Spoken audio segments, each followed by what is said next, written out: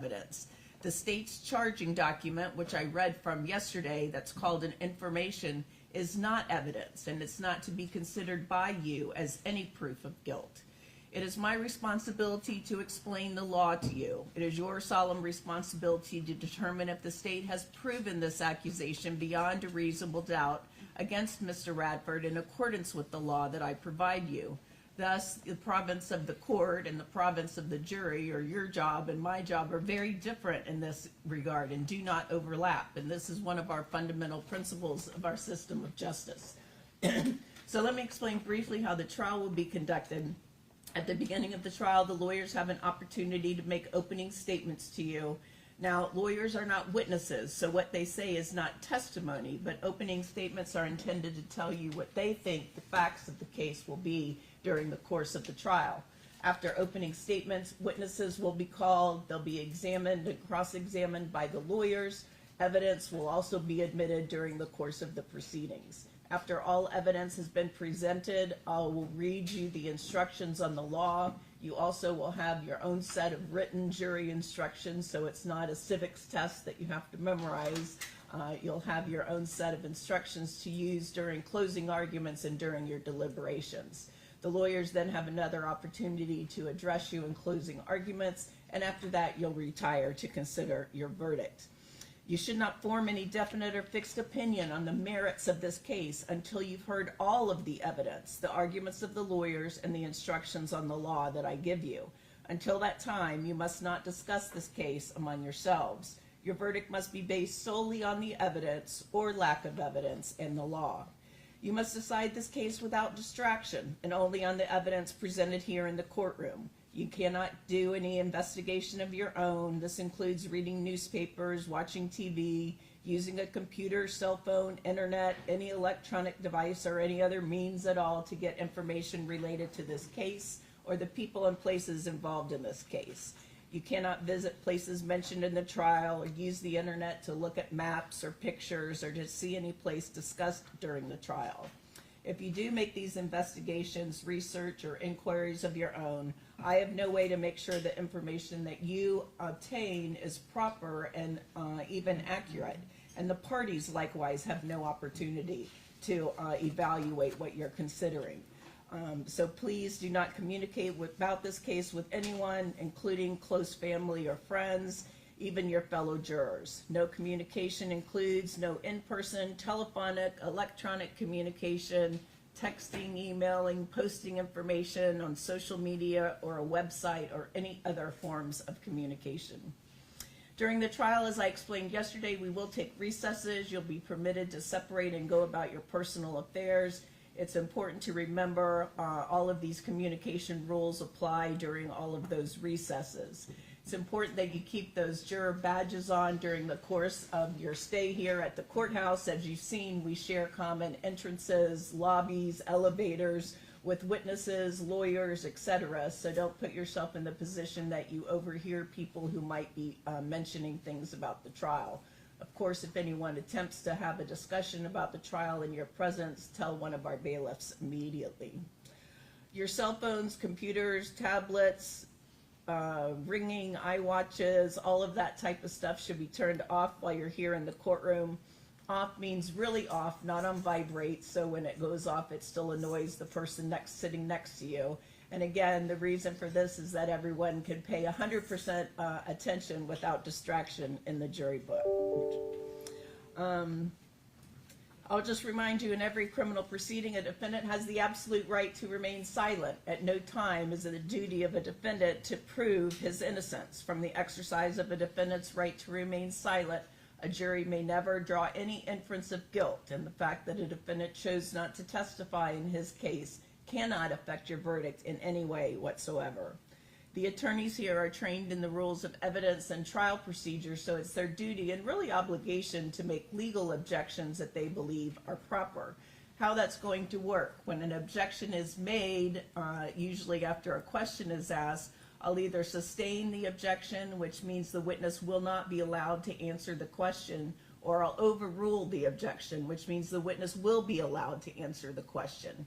If I do not allow the witness to answer, you shouldn't try to speculate on why or what the witness might have said. It's a legal determination that I've made that it's not proper for you to hear.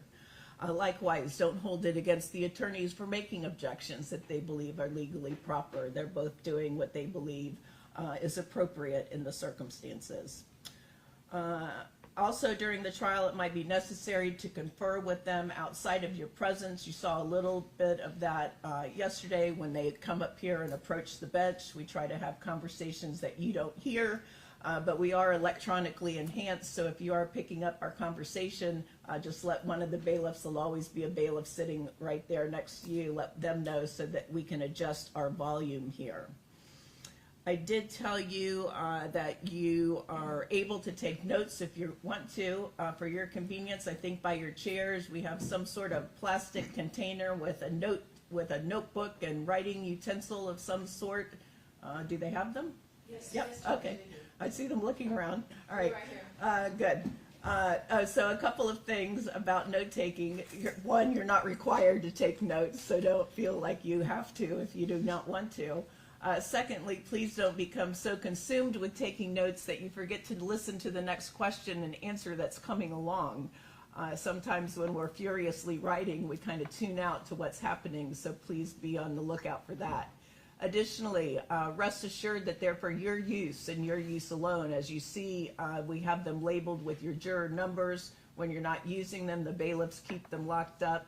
I'm actually required by law to shred them at the conclusion of the trial so no one reads them. They don't become a part of this court record or anything like this. Additionally, if one of you is a way better note taker than everyone else, that does not mean he or she becomes the official court reporter once you get into the jury room to deliberate. Sometimes people write things down wrong or not accurately. So if your memory differs from the written notes of someone else, I'm going to ask you to rely on your own memory. That's why you've been individually chosen as jurors in the first place. Just another procedural tidbit. If you do happen to miss a question or an answer, or a witness is mumbling or speaking too low and you can't hear something that's said, please feel free to raise your hand or just shout out, please repeat that. Because I've told you that you can't talk to each other about what's happening here in the courtroom. So in ordinary times, we would turn to our friend and say, hey, did she say black or white? And since I've told you you can't do that, it's important that you get it the first time around. So please don't feel inhibited at all.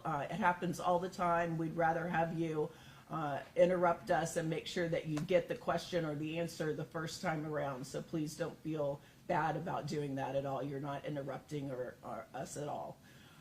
Additionally, some jurors ask if they can ask questions during the course of a trial. The answer is no in a criminal case. The state's required to prove this case beyond a reasonable doubt.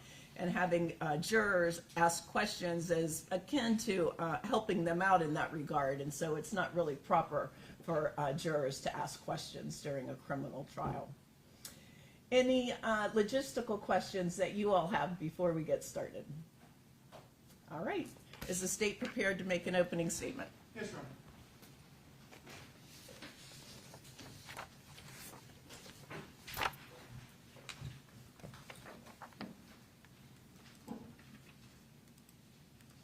Fucking faggot. That's the words of the defendant in this case, Gerald Radford. You're going to hear that once his relationship, his friendship with the victim in this case, John Walter Lay, deteriorated, every time he saw the victim coming to the dog park they both frequented, he would say, there's that fucking faggot. You will hear Gerald Radford on a recorded phone call talking about a time that he interacted with the victim to his face and said, I told him to his face, there's gay people and there's fags. Gay people live their lives and have a normal relationship with their spouse, and they go home and they keep their shit in their bedroom and that's it. You're a fag. You're going to hear from multiple people who are going to tell you about the statements that Gerald Radford said. You're going to hear multiple statements that Gerald Radford gave. And you're going to hear things like Gerald Radford would say things like, I want to punch him right in the face, talking about the victim. You'll hear him talk about, he told the victim, I'll break your fucking jaw. You'll hear that just shortly before we get to the fatal day, the defendant said, I want to fucking kill him. And the day before, 24 hours before John Walter Lay is killed, the defendant is yelling at him, you're going to die, you're going to die. Those are the words of the defendant. Ladies and gentlemen, you may be asking yourself, how does it ever get to that? And so we'll rewind time a little bit as we talk about what happened in this case and what the evidence will show you, largely from the mouth of the defendant himself, but also from a variety of people who also frequented this dog park, is that there was a group of people. They went to this place called West Dog Park. It's a big dog park. It's a nice place. It's in a community. It's over by Lato High School. And they all come in the morning, and they hang out, and they walk their dogs. And there was like a little group of people that hang out. Gerald Radford and the victim were two of those people. And for a time, they were friendly. All these people hung out. They had a good time. But you will discover that there became a change in the interaction between the defendant and the victim. You will hear about how they started to have disagreements that were largely centered around matters of politics. It's 2020, it's 2021, it's 2022. We're all living through COVID and mask mandates and vaccines and a whole lot of hot button issues that at the time everybody was real fired up about. And so you will hear that as these two men are having different views on these topics and other topics, you will learn that the defendant becomes the aggressive, hostile one. He's the guy saying fucking faggot. And you will hear from people at the park who will say the victim never got angry, never got hostile, never got aggressive.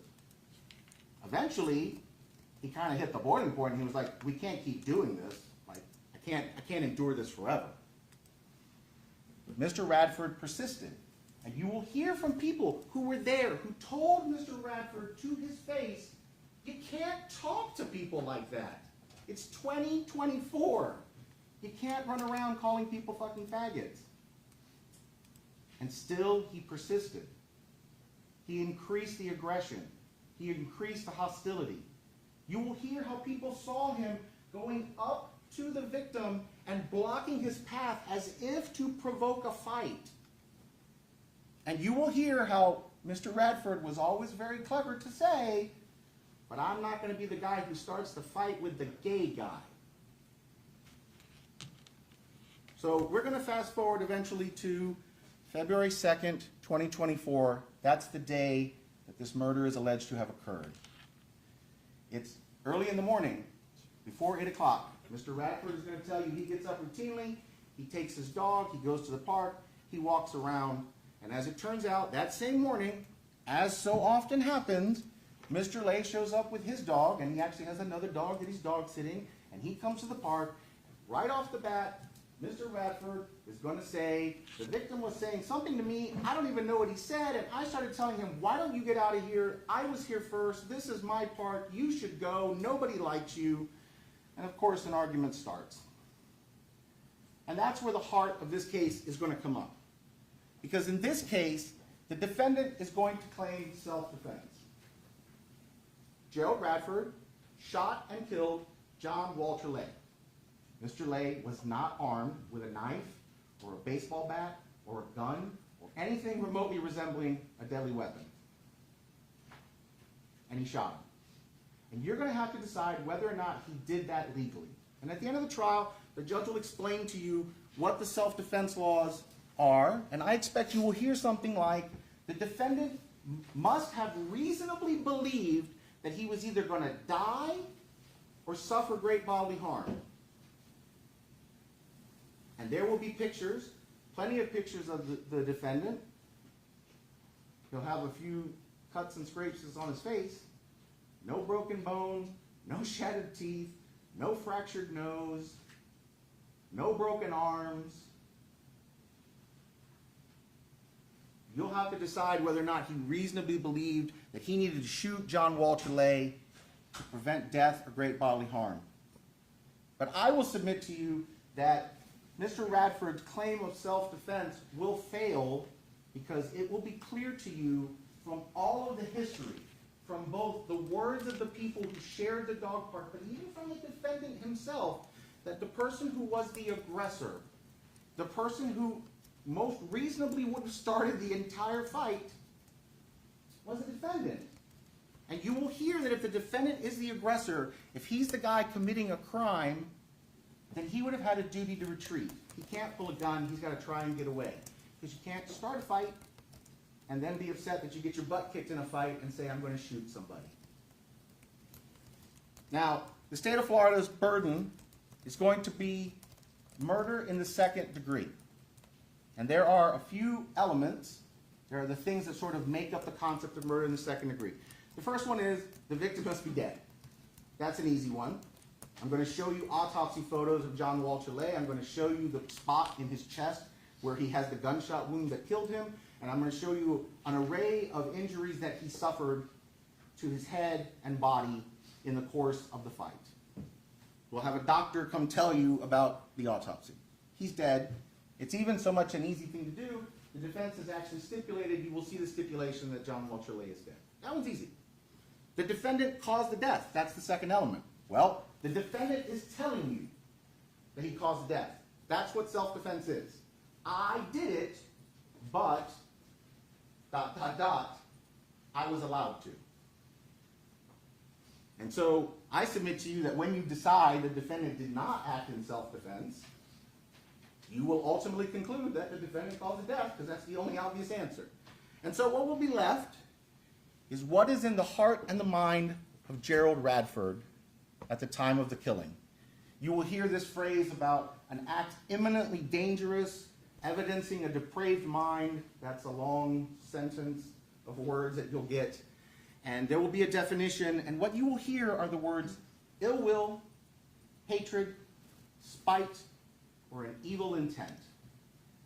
And I submit to you now, and I will argue to you at the end of this trial, that the person with hate in their heart is that man, Gerald Radford. He's the aggressor, he's the hostile one, he's the disrespectful one, he's the words of hate. Now, I told you you're going to hear a lot of interviews in this case, and I want to explain to you how the case is going to unfold so you understand what's coming. The case basically starts with a 911 call. You will eventually hear the 911 call, and that triggers the response of members of the Hillsborough County Sheriff's Office. The first witness you're going to hear very shortly is Deputy Craig Hoffman. He's one of the first responding deputies to the scene. He arrives at the dog park. He's one of the first people to have any interaction with the defendant. You'll be able to see the defendant as he's originally found. And then, pretty quickly, you will see Deputy Hoffman attempt to go render aid to Mr. Lay, who's laying on the ground dying. Mr. Lay's dog, confused in the moment, is barking at the deputy, trying to defend his owner, not understanding what's happening. You'll watch that interaction. And then eventually you will watch two deputies try and provide life-saving efforts to Mr. Lay before they just say he's not breathing. We're not going to make you watch the entirety of it, but you will watch those moments where deputies try to save Mr. Lay's life. And as you do, I want you to pay careful attention to where Mr. Lay is laying on the ground, because you're going to discover that there's actually a spot where Mr. Lay is laying, and then there's another spot where there's some items, some mugs and sunglasses and things. And that's going to become important, the distinction of those two locations, the distance between them. So you're going to hear about that. Once the scene is initially some sort of stability is established, detectives are called in. You're going to hear from Detective Kelsey Nix. Detective Nix is what's called the scene detective. She's going to come and talk with you about all the things that are discovered at the scene. You're going to see the cell phone that Gerald Radford had in his hand. You're going to see a speaker that he was wearing on his belt. And I want you to listen carefully to the 911 call and see if you hear music on the 911 call. And I also want you to listen carefully to the video from Deputy Hoffman when he first responds and see if music is playing. Because what I think you're going to see is you're going to see that Mr. Radford was not concussed. He was not frantic. He was not panicked. He was not responding to some emotional trauma. He actually had bothered to turn music back on while he was waiting for the police to show up. but it wasn't on while the 911 call was going. So she'll talk to you about those things. You'll see the gun. Mr. Radford did call 911. That's the 911 call you're going to hear. He had taken his gun, he had put it on the table, he had unloaded it, he had waited for the police. And so you'll see those items and talk about that. Then we'll talk about that other area that I talked about. You're going to see that in the dog park, there's like a water trough area for like dogs to drink water when they're at the park. And right near there, there's a series of items. You're going to discover there's a bright blue, like mug, like one of those things you screw the top on to keep your coffee warm, like a thermos sort of thing. That's the victim's mug. You're going to see a darker blue thermos mug. That's the defendant's mug. You're going to see that the handle is broken off of the defendant's mug. And you're also going to see a pair of sunglasses, which the defendant ultimately identifies as his, laying on the ground. And as you watch the video and you look at the pictures, I really want you to pay attention to the ground. And I want you to ask yourself what you can see in those pictures and what you know of just what the sand and dirt is like anywhere in the state of Florida, but especially in Hillsborough County. Because what you're going to see is on the sunglasses, they have dirt all over them. But the mug doesn't. The gun doesn't. The cell phone, the speakers don't. You're going to see pictures of Mr. Radford. You'll see the injuries. I'm not going to suggest he didn't suffer any injuries. He's got some little cuts and scrapes to his bridge of his nose and above his eye and under his cheek and a little thing over here near his collarbone. You're going to see those things. But you're going to see that Gerald Radford doesn't have a speck of dirt anywhere on him. You will hear Gerald Radford, when he's interviewed by law enforcement, tell the police, tell the sheriff's office, I got a mouthful of dirt while we were rolling around on the ground fighting. He doesn't have a speck of dirt on his face anywhere. You'll see his jeans. There's no dirt there. Not from rolling on the ground, struggling. Because what Gerald Radford is going to say is he's going to say that basically Mr. Lay, the guy who had never been the aggressor, who had never been hostile, today was the day that he decided to attack Mr. Radford, to ambush him, to hit him in the face with his mug, knock him to the ground, and that two grown men rolled around on the ground, and while Mr. Radford was pinned on the ground, he was able to draw the concealed firearm he was carrying on his right hip with his right hand. And what he will tell police is that when he initially draws that gun, he does the most instinctual thing. He immediately points it at the victim and he shoots him. And since he's right-handed, shooting at somebody who's facing him, he would shoot him on the left side. You will watch Gerald Radford literally demonstrate to the police, I shot him over here. Problem for Gerald Radford is the gunshot's over here. It's not in a position that makes any sense. And I will go to great lengths when the medical examiner is on to explain to you how medical examiners can literally open a human body and follow the path of a bullet through a body. So the medical examiner can tell you not only that the bullet goes here and comes to rest down here, but that that angle is downward, meaning that gun is up here, pointing downward. It's not here, pointing at the left side of the victim, as Mr. Radford initially tells the police. And that's what you're going to discover. What you're going to discover is that Gerald Radford gives multiple statements. He makes a 911 call. He gives an initial hour-long interview with the police. He goes back to the scene with them. He does a walkthrough. It's on video. You'll get to watch it. A week later, they interview him again. A month later, they interview him again. And in every instance, there starts being new facts and changes to the facts that he's told. Gerald Radford will tell you that he was concussed and was so out of it that in the moment, he didn't remember all the facts. But as time went by, more facts came along. But listen to the facts that come along as the interviews and the moments progress. Because what you'll discover is that we'll get multiple interviews into this before Gerald Radford ever says anything like, oh, the victim had his finger on the trigger. The victim was trying to pull the trigger to shoot me. You won't hear that in the first initial interviews. Mr. Radford will very clearly demonstrate, I drew the gun with my right hand, I immediately pointed it up, and I fired.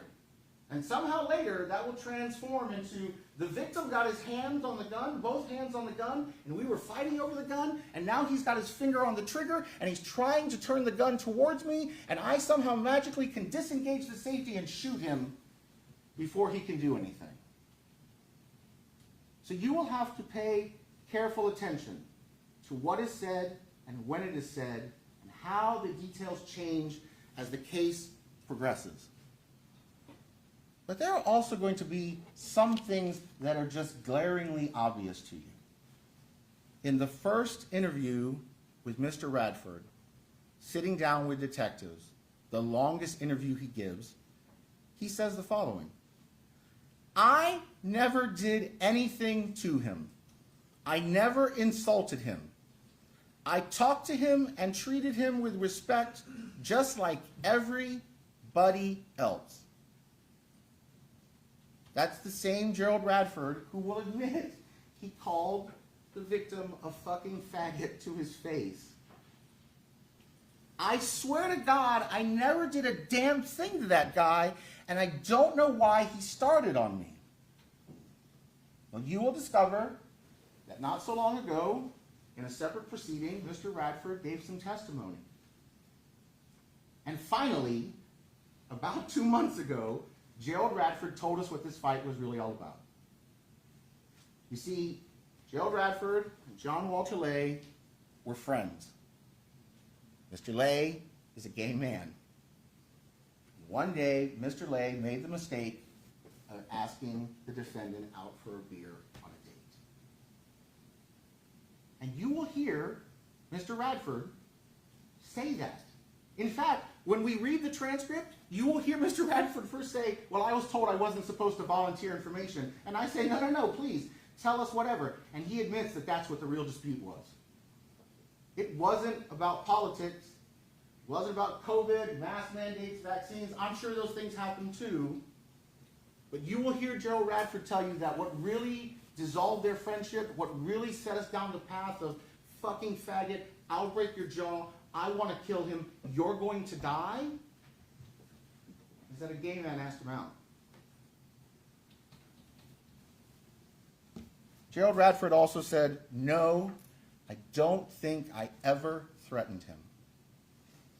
And at the back end of this trial, I will bring up a half dozen people who were all at that part, and they will tell you that in the days and the weeks leading up to this shooting, Gerald Radford was getting out of control. They will tell you that they were trying to intervene. They will tell you that they saw him aggressively approaching the victim, and they were worried that something was going to happen, and they were trying to talk reason to him, and he just wasn't having it.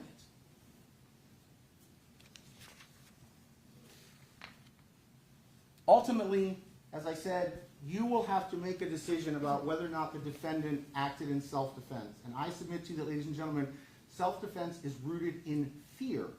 You must be afraid you are going to die. You must be afraid someone is going to cause great bodily harm to you, not cuts and scratches on your face. And so you will literally hear it from the horse's mouth when Gerald Radford is asked, during this incident, were you in fear? His response is, what's fear? I didn't want to get my ass kicked. Yeah, I thought he was going to kick my ass. And still, the detectives take a second try at asking him, during this altercation, at any point were you in fear for your life? Well, after I got blood on my face, I was kinda scared, yeah. You're going to hear Gerald Radford, unprompted, basically say the following: I should have just let him kick my ass and be done with it. I just needed him to stop beating me up. That's what I needed. When asked, Gerald Radford is not going to be on video saying, I thought I was going to die. Oh, he'll get to that later. He'll keep changing the facts, but in the first initial statements, he won't say, I thought I was going to die. He won't say, I thought he was going to kill me. He won't even say, I thought he was going to break my nose or pound my face in or, whatever. And so when this trial proceeds, I ask that you start and always think about What is the ultimate question that I submit to you will be at the end of this case? What was in the mind of Gerald Radford when he pulled the trigger and shot John Walter Lay? Was it fear? Was it the fear of death or great bodily harm? Or was it hate? And I submit to you at the end of this trial, you will find the defendant guilty as charged because you will decide that everything tells you that he had hate in his heart. Thank you. Thank you. Would the defense like to make an opening statement at this time? Yes, Your Honor. All right.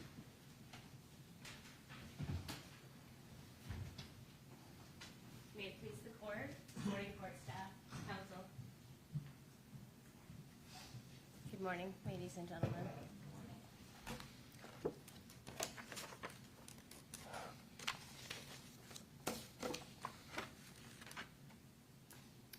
There are two sides to every story. And I know that that sounds cliche, but it's true. And what the state just told you is a story. It's their theory of what happened. And so now, using that same evidence, I'm going to tell you a story. And I'm going to tell you Mr. Radford's story. Because in this story, there are two men and two sides. Everyone, this is Gerald Declan Radford. He is the man that sits before you, presumed innocent. He goes by Deck. People call him Deck. That's his nickname. And Deck, he was born in Ireland and spent most of his life being raised in New Jersey before settling down here in Florida with his wife. And he's been down here now for about 13 years. He has 3 sons, and of course he has his 4-legged babies. Mr. Radford is a veteran. He's an ex-Marine. And like many ex-military, he carries a firearm for protection. This is Florida. This is not unusual. So as you see, he's just a common man, doing common things, going to the dog park every day, living a very common, quiet life. And that all came crashing down on February 2nd, 2024. It is a tragic day that has impacted the lives of 2 men forever. And the 2 men involved, Mr. Diaz is right, they were friendly, they were cordial, most importantly, they were peaceful. But unfortunately, as we stand here today, Mr. Lay, the other man in this story, he's no longer with us.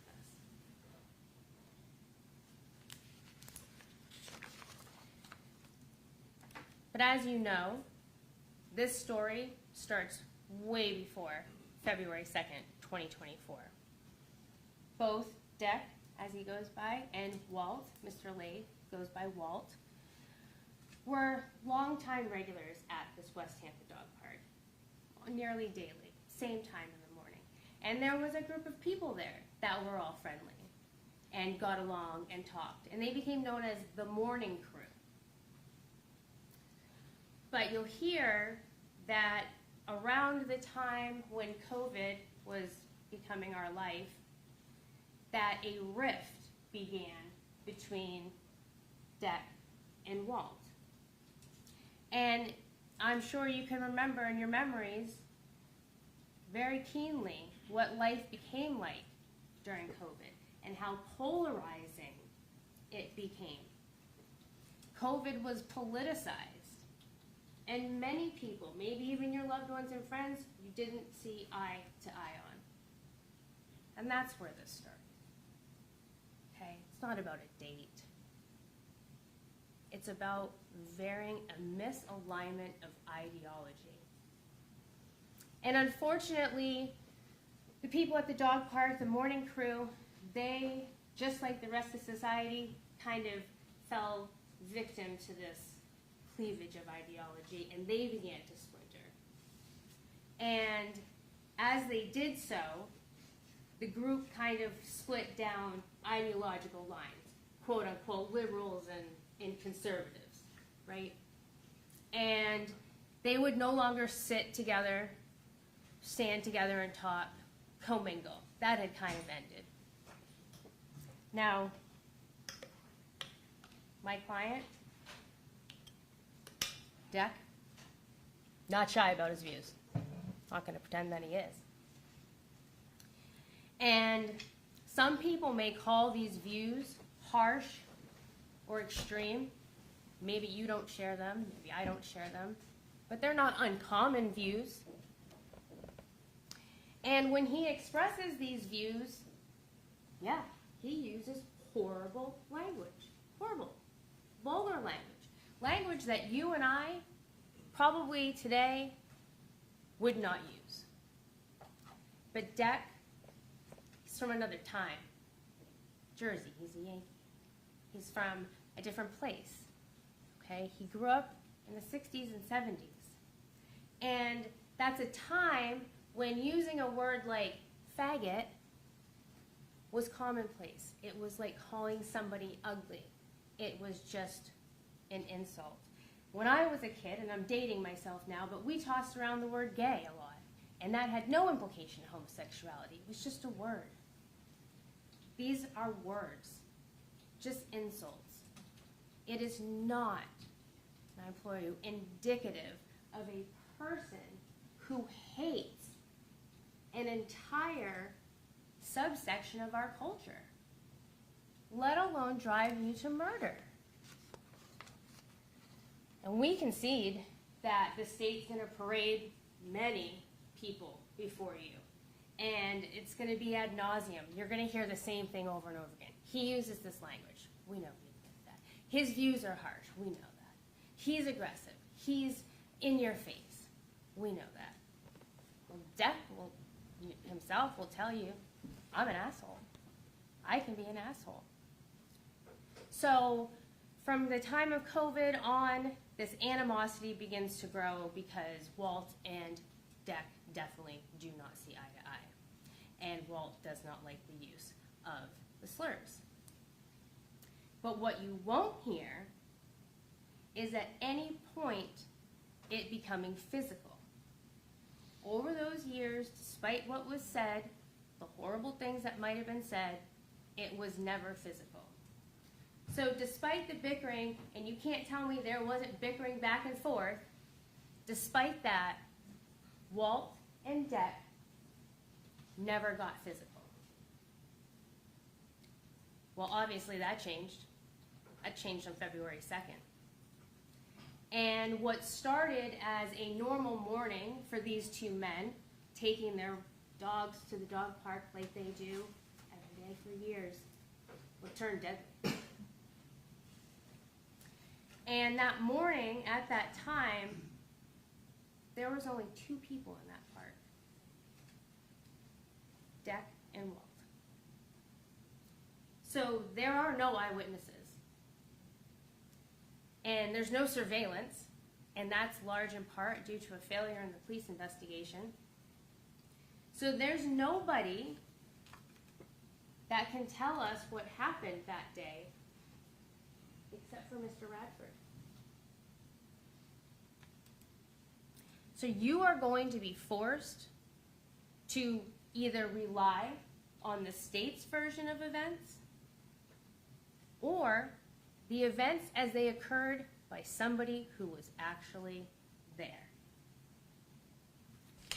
And we believe that the evidence you're going to see supports the fact that an altercation was started by Walter and Declan was forced to defend himself. According to Deck, he was the first one at the park. And Deck, at this time, had sadly just lost one of his dogs. And these dogs are like children to Deck, okay? And he was really struggling. And he was especially melancholy. And he was even more alienated from this group of mourning folks that got together because of the tragedy of losing his dog. He wasn't interacting with anybody. He was keeping to himself. And obviously, at some point there soon after, Walt arrived at the park with his 2 dogs. And now, it's going to be important to look at when you see the evidence and you see the pictures of the dog park, that when you pull up to the dog park in your car, not only can you see the parking lot and who's there and see whose car is there, but you can see the whole park. And so it would have been plainly obvious to Walt that not only was Declan in the park, but it was just going to be the 2 of them.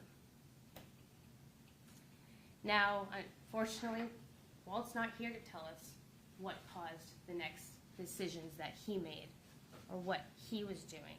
But we believe that he was fed up with the bullcrap at the dog park. He's fed up with it.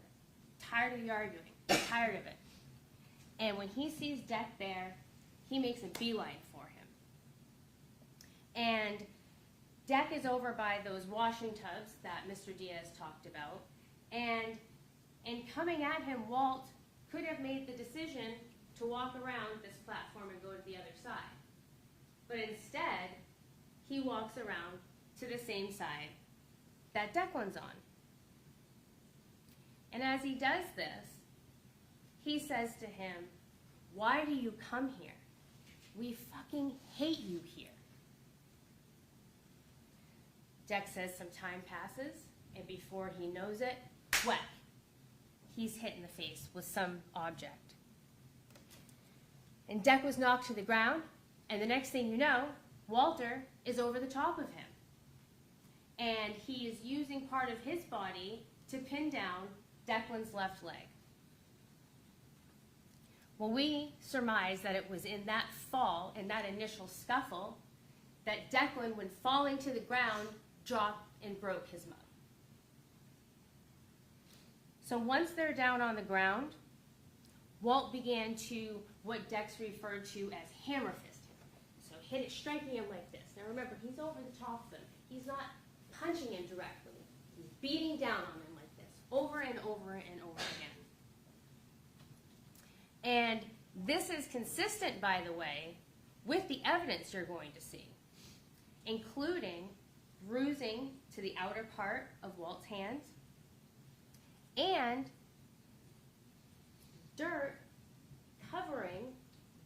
lots of it, covering what you wind up seeing are pretty deep abrasions on the knees of Walt, which tells us he was on his knees over Declan. So now you have this larger man, taller man, 13 years his junior, over the top of him, beating him, raining down these fists. And he does sustain multiple injuries to his face. And the face is covered in blood. At this time, he is completely helpless. He is overpowered, and he is being hit over and over. And you'll see the pictures of his injury, and you'll see the blood, and you'll see it's nothing short of a vicious attack. And this goes on for, Dex seems to think, and sometimes it's hard to gauge time when things like this are happening, but he believes about 15 to 20 more seconds of this, and there's no sign of it stopping. And of course he feared for his life in that moment. He is completely powerless against this man. And that left him with no choice but to try to retrieve his firearm that he carried for personal protection from behind him. And Deck is able to manipulate and move over and get that firearm. And he brings that firearm and he gets that 9mm up to the side of about the mid-torso of Walt, and that's when they begin to struggle over this gun. They both have their hands on the gun, and it's twisting, and it's moving, and it's up, and it's down. And then there's a loud bang, a bright light, and Declan has shot Walt. Now there's a few things I want to point out about the struggle that took place, the evidence I want you to pay attention to. Number one, you're going to see that there's mixed DNA on the gun. 2 people touched that gun. There is DNA from 2 people on that gun, telling you 2 people had to have touched it. Walter's injuries are consistent. The bruising in the knees of him being over top of Walter. And you will see pictures of Deck afterwards. And you will, if you look close enough, I did, that's my job, you will see debris at the bottom of his pants. But also what they failed to tell you is they took those pictures after he changed his clothes. He was wearing something completely different when law enforcement showed up. And the sweatshirt that he was in was taken not for evidence, not to be preserved. It was tossed in the back of a police cruiser. Declan doesn't have any injuries to his hands. They're clean. And as far as the trajectory of this bullet, we believe it is consistent with being shot from being over the top of somebody. Now, I predict that Mr. Diaz is going to get up with the medical examiner, and they're going to grab a skeleton, and they're going to move the gun all around, and they're going to try, well, it could have come from this way, and it could have come from that way. And, you know, it's pointed down, which doesn't make a lot of sense because Declan is shorter than Walter Clay, and he's a former Marine. Why would he shoot from up above and down? We posit that in the course of this struggle, when that gun comes up to the pectoral muscle of Walter, his back is at this angle. And so if I'm shot and the bullet goes through, it's going to go through this way, not this way. That's consistent with being over the top of somebody. And it was a chaotic scene. There's phones everywhere, there's coffee mugs, there's a speaker, and the dogs are going nuts. So there's evidence that something violent took place. And Declan, he staunchly maintains this version of events. He was overpowered. He was helpless. He's 66 now, 65 at the time. He is riddled with arthritis. He has bursitis. He has 2 knee replacements. He was no match for the younger, bigger, stronger Walter. And he did fear for his life in that moment. A reasonable person would fear for their life in that moment. And unfortunately, a decision was made that nobody should have to make. And realizing that Walt had been shot, what does Deck do? He doesn't run. He doesn't leave the park. Remember, there's nobody else around. He calls 911 immediately. And when you listen to the call, listen to the raw emotion. Listen to the anguish. Listen to the torture in his voice. The torture that is consistent with someone who was forced to take a life to protect their own. Not a hate-filled killer.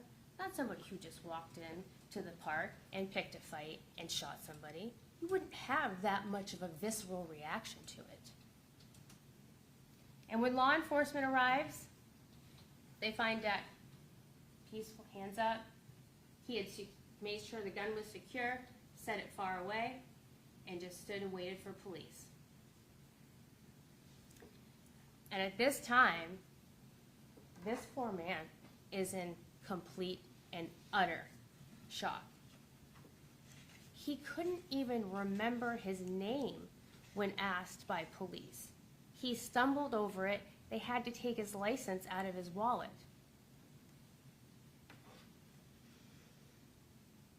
He is breaking out in these spontaneous bursts of he's sobbing. He's hyperventilating. Everything about Declan's behavior is consistent with someone who was just traumatized by taking a life to protect his own. And if that behavior was not consistent, give that man an Oscar. because that was an Oscar-worthy performance. Now, by this time, an investigation has commenced, and I use the term investigation loosely. Deck, he is taken by detectives down to a station to do an interview. And Deck gives several interviews with the police. He is always cooperative. He is always remorseful. And he is always forthcoming. Are there variances in his account? Yes, there are. But as you can imagine, as anybody can understand, that as that shock of the day's events, especially immediately preceding, and that adrenaline leaves your body and your mind can visualize and time passes, of course you're going to start remembering what happened once that shock is worn off. Additionally, Mr. Radford began therapy that helped him to process the things that had happened. And really, the story never really changes per se. He just provides law enforcement with additional information. He's not walking anything back. He's adding to it. And those are two very, very different things. Now, after his second interview with law enforcement, Mr. Radford, Declan, is provided the contact information for a victim's advocate. Now ask yourself, how many suspects are provided with a victim advocate? Why would law enforcement down the road give victim advocate information if the preceding investigation did not lead them to believe that he was a victim and that this case was self-defense? After this second interview, which was days after the incident, they didn't arrest Declan. In fact, on February 12th, law enforcement met with members of the state attorney's office. They didn't arrest Declan after that. Additionally, on February 14th, law enforcement says in their report they met with the FBI. Didn't arrest Declan after meeting with the FBI. And that is where this investigation should have stopped. Law enforcement knew this was self-defense.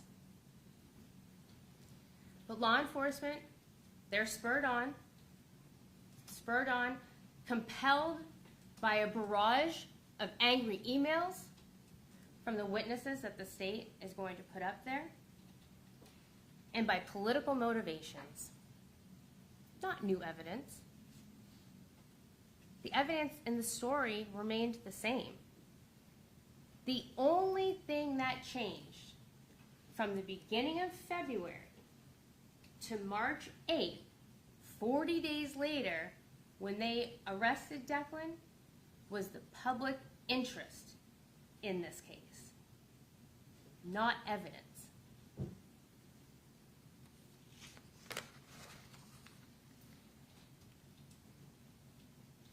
Insofar as the video that the state is so heavily going to rely on, law enforcement had that video in the very beginning of the investigation, I would say within the first week.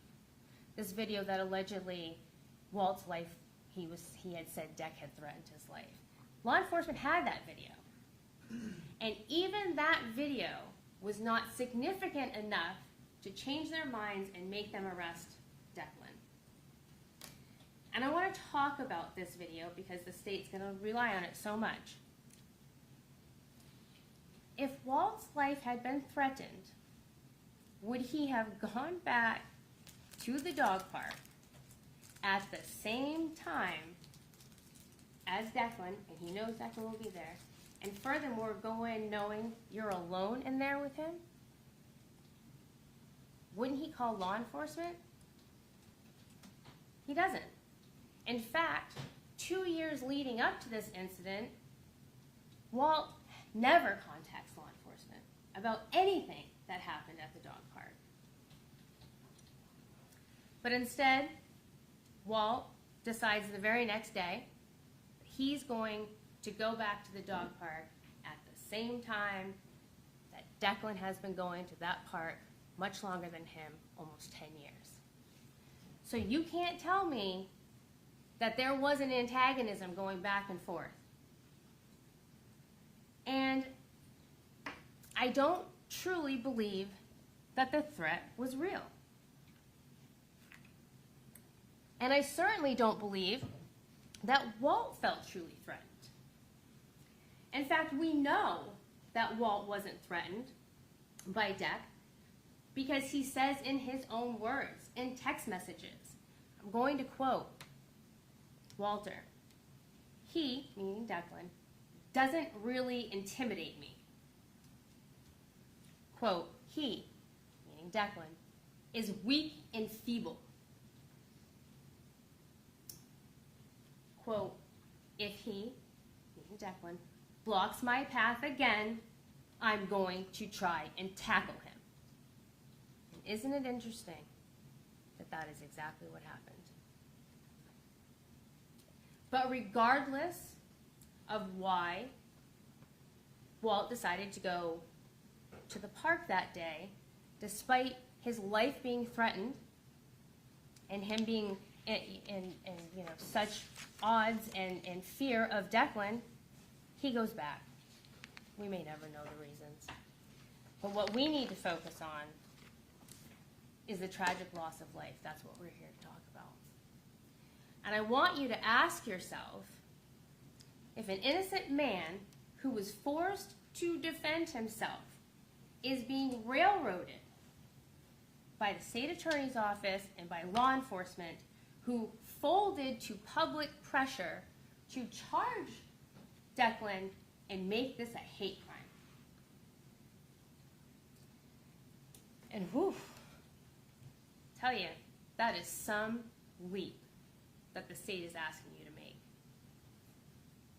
To believe that just because somebody uses homophobic slurs, that they have hatred in their heart so much that they're going to go out and kill somebody, going to go out and target that person. Well, if everybody who had disdain and used foul language, if logic follows, were murderers, we'd have a lot of murderers out there. Everybody's got a weird uncle they invite to Thanksgiving, and you never know what's going to fall out of their mouth. Sustained. This is almost ludicrous, but it's the story. That's the story that the state wants you to believe. That despite there never being any violence between them, that Declan killed Walter that day purely because he was gay. And remember, what we say, what the lawyers say, it's not evidence. This is not murder because Mr. Diaz just got up and told you it is. This is not a hate crime because the state says it is. Make the state work for it. Their burden is so incredibly high, so difficult to overcome. And as Declan sits before you, he is presumed an innocent man. Do not forget that. They have to prove their story, their version of events, beyond and to the exclusion of all reasonable doubt. Evidence just doesn't support it. The evidence does not lead you safely to guilty. It just doesn't. And when you deliberate, you're going to get a lot of instructions. And one of those instructions says that if your opinion vacillates, if you waver, that, members of the jury, is reasonable doubt. Ladies and gentlemen, there are two sides to every story. And if at the end of this trial, and at the end of this evidence, you do not know the truth about what happened that dreadful morning at the West Tampa Dog Park, if you do not know the truth, you must find Mr. Radford not guilty. Thank you. All right, the state can call your first witness.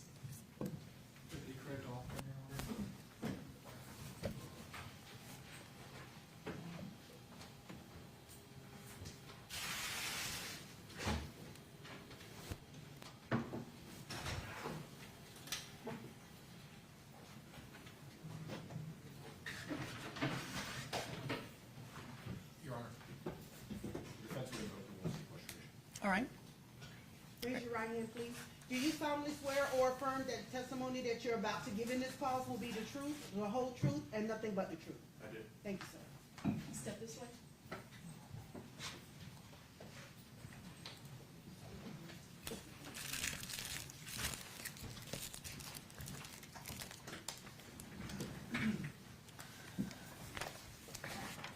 Good morning. If you would please introduce yourself and spell your name for us. Deputy Craig Hoffman, last name is Hoffman.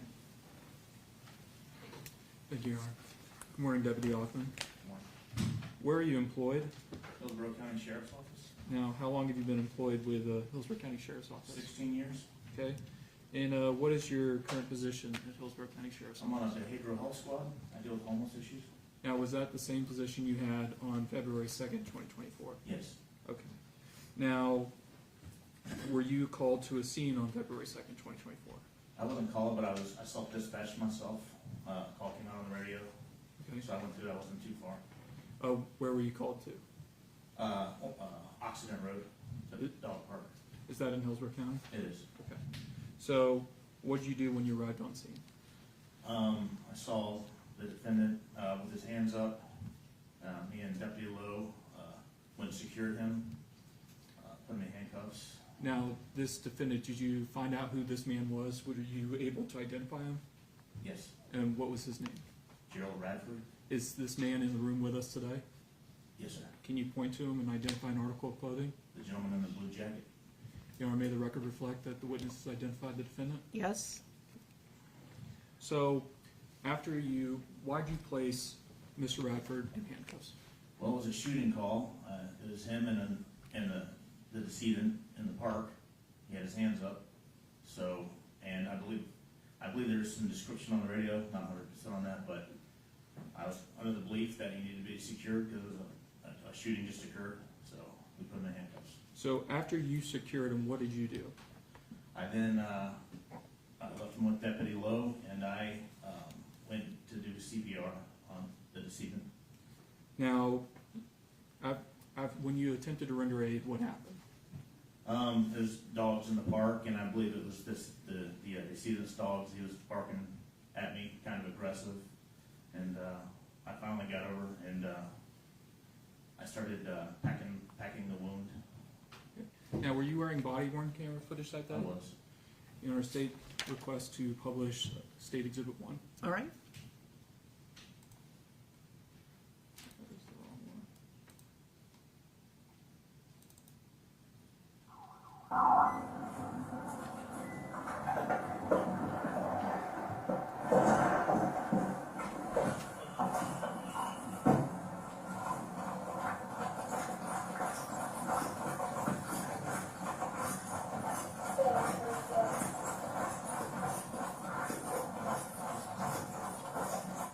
Judge, I apologize. I think this is the time for the redaction instructions. All right, members of the jury, you're about to view this video recording, and I'll instruct you now that the recording has been edited to eliminate irrelevant portions that would not add to your understanding of the case. And the fact that it has been edited to take out long periods where nothing is shown, for example, or something like that, shouldn't affect your viewing of the evidence. Picturing evidence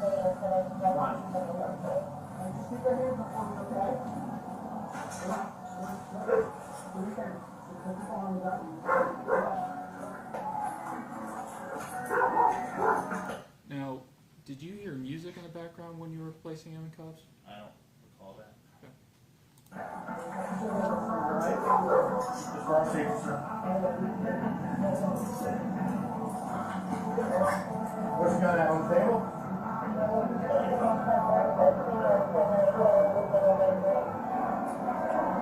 Let me check on that. You good?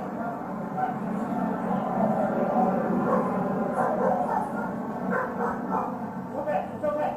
I know. It's okay, buddy. It's okay. It's okay. I know.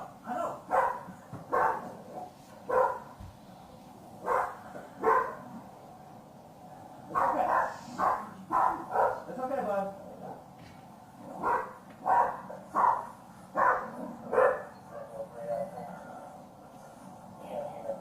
It's okay. It's okay, buddy.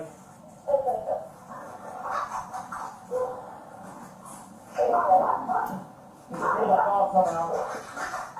I just scare that dog. I don't know. I just trying to get up to him. I just don't want that dog there. Go, grab your trunk kid. It's okay, buddy. It's okay, pal.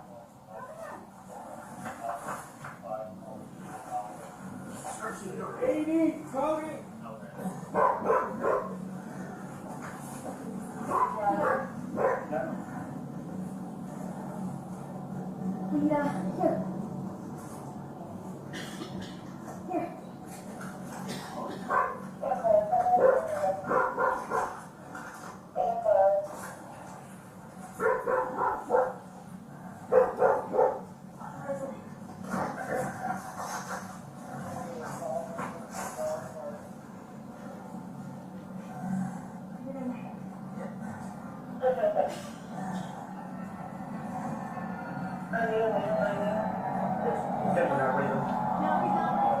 Not awake or breathing.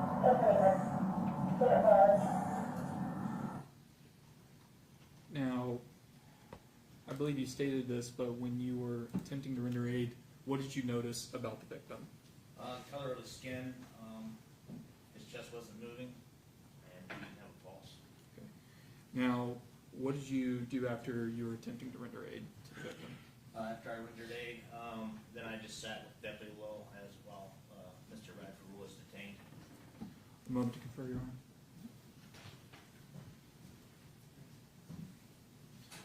State passes the witness, Your Honor. Right. Russ? Thank you, Your Honor.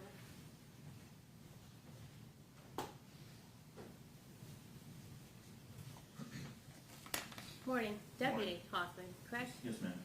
Thank you. Fair to say you were probably the first person to encounter Mr. Radford? That's the second person.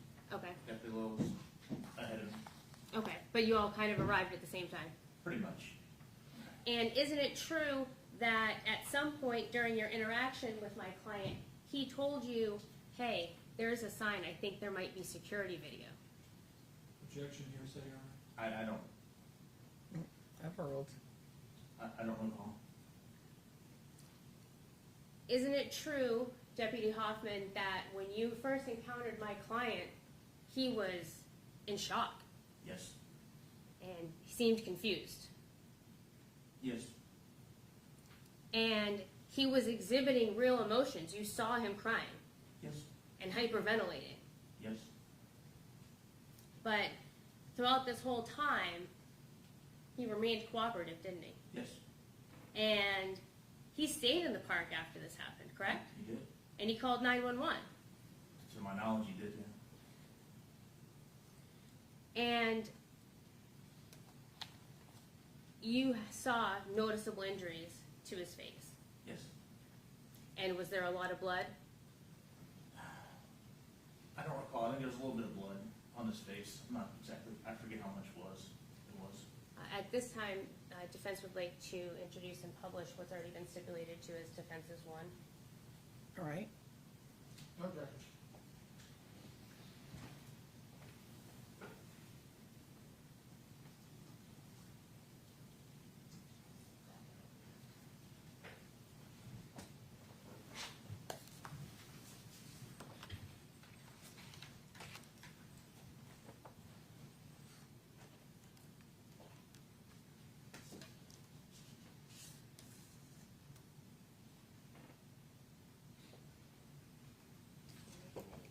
Later.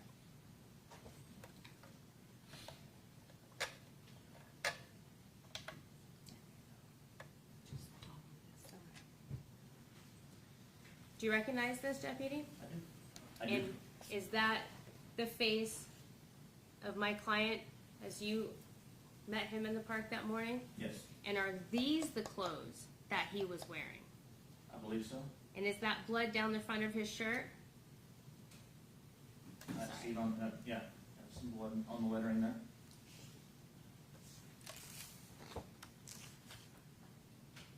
And you attended to Mr. Lay, correct?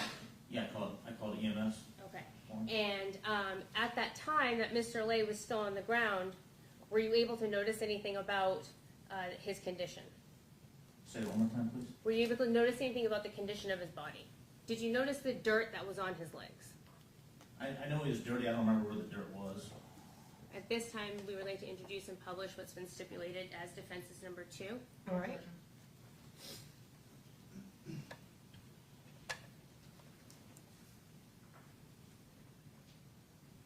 Deputy Hoffman, is that what his legs looked like after? I believe so.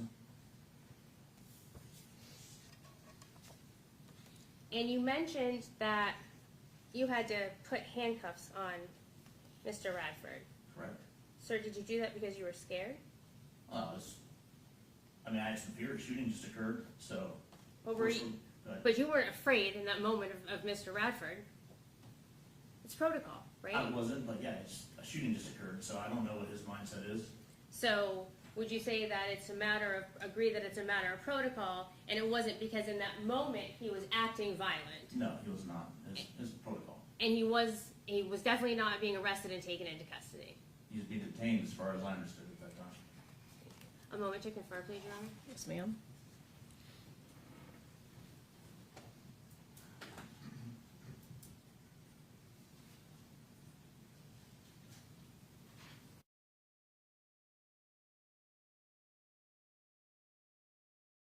Hoffman, I have no further questions for you. Thank you, sir. Anything else from the state? Yes, Your Honor.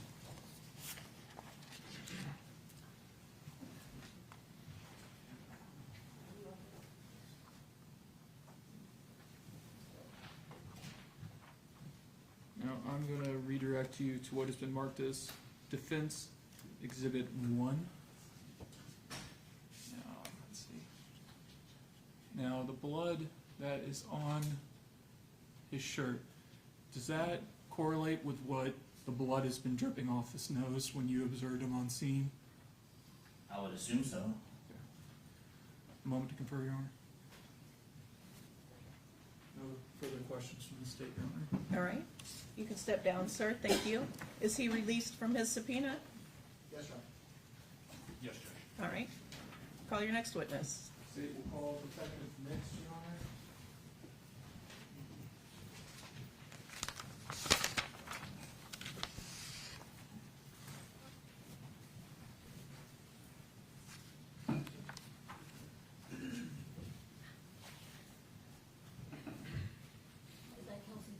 Yes, Kelsey Davis, who's now Kelsey Nix.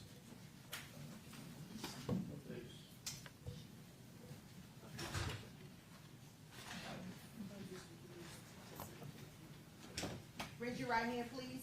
Do you solemnly swear or affirm that the testimony that you're about to give in this cause will be the truth, the whole truth, and nothing but the truth? I do. Thank you, ma'am.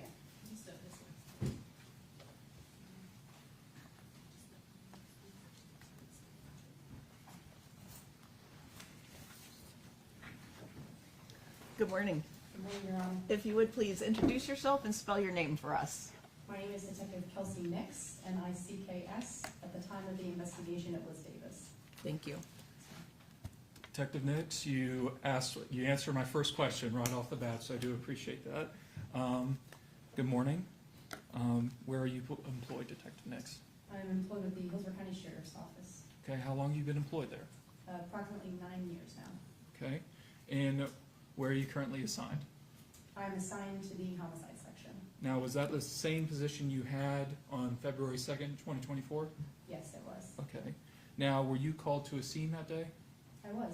Okay, what were you called to? I was contacted by my supervisor at the time, Sergeant Florio, and he advised that I was to respond to a shooting investigation. Okay, where was that shooting investigation? I was at West Dog Park. Okay, is that in Hillsborough County? It is. Okay, so when you arrived on scene, what were you asked to do? What were your duties? Upon arrival, I was tasked with overseeing the scene investigation.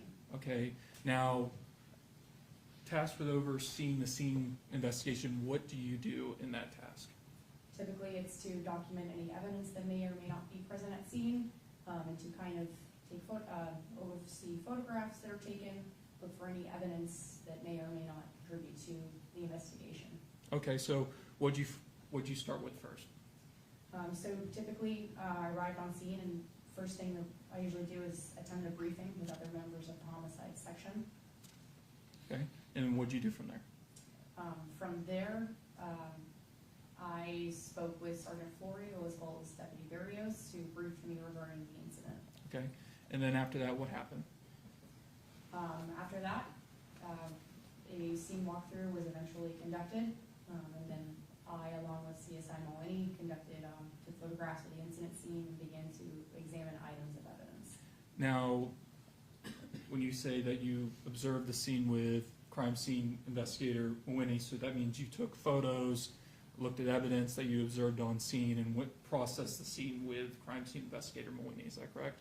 I did not take any photographs, but yes, You were with crime scene investigator Winnie who took the photos? correct, Okay, so you observed all these photos taken? correct. Okay. Now, after that, did you do anything else when you were on scene? Prior to going through and making my initial scene observations, I listened to a 911 phone call. Okay. What was that 911 call regarding? The call that I was currently responding to. Okay. And then did you also go through the scene to look for anything in particular? We were conducting general observations at first, and we eventually progressed to a narrower scope with items that we were looking for. Now, were you trying to observe anything else, like shell cases or anything else when you were on scene? Yes. Okay, so what did you do to try to find those shell casings? Initially, we began with just a cursory search of the overall area. Prior to photographs being taken, we try not to disturb items as they are. We try to keep the crime scene as is until photographs are taken. Eventually, we do conduct a thorough line search of the area in an attempt to locate that casing. Now, what is a line search? A line search is a tool that we can use sometimes in law enforcement. It's typically various members of law enforcement, crime scene, deputies, detectives, who pace ourselves out at various increments, covering a designated area, and then we will begin to search in a linear pattern on either side, progressing through the designated area to be searched. Now, besides the stuff you already observed and took in photos that were already taken, did you find anything during that line search? Yes, What'd you find? I believe 45 caliber casings. Now, but were those shell casings in any relation to the firearm that was found by the defendant? That was the defendant's firearm? No, at the time we located those casings, the firearm we had already located that had been designated in this investigation was a 9mm. Now, was a diagram created of the scene? Yes, it was. Okay. State would ask to publish State Exhibit 3, Your Honor. Okay, I'm gonna try to zoom this out to the best of my ability. Okay. Now, can you tell me what this right here at the top is? What am I looking at here? Within West Dog Park, there Yeah. was a covered picnic table, and it was like an open pavilion. And now these yellow markers all over the diagram, are these the evidence markers that you've tagged on the scene with your crime scene investigator? Yes, that's correct. Okay. Now, what is these green shrubbery things that I'm seeing on the diagram? Throughout the dog park, there were several large trees that provided quite a bit of shade throughout the park. Okay. And what is this circle within a circle in a square that I'm looking at on the diagram? Under one of the trees was an area kind of designated as a watering station for dogs. There were various large troughs that could be filled with water. Okay. And is this the path of travel to come in or out near the pavilion? Yes, those are, they're a set of sidewalks that led into the park through a series of chain link gates and into the fenced in enclosure. Okay. And then up at the top left corner is these are the markers of the items that you discovered on scene. That's correct. Now, as we discussed, you said that multiple photos were taken of the scene. Is that correct? Correct. State would ask to publish State Exhibit 2, Your Honor. Yes. Thank you, Your Honor. Now I'm looking at State Exhibit 2A. Can you please tell me what that is? That is the entrance to the dog park. We're going to off into the larger dog park area is going to be on the right side gate, right, the one that's covered in crime scene tape. Okay. Now, and then I'm showing you what has been marked as State Exhibit 2B. Can you please tell me what that is? That is through the initial gate into a holding area. That is the second gate that leads into the large dog area of West Dog Park. And then 2C, is this another entrance photo of the dog park? Yes, it Okay. is. And then 2D, is this another photo basically showing an expanded view of the dog park in question? Yes, that's Okay. correct. Now, in 2E,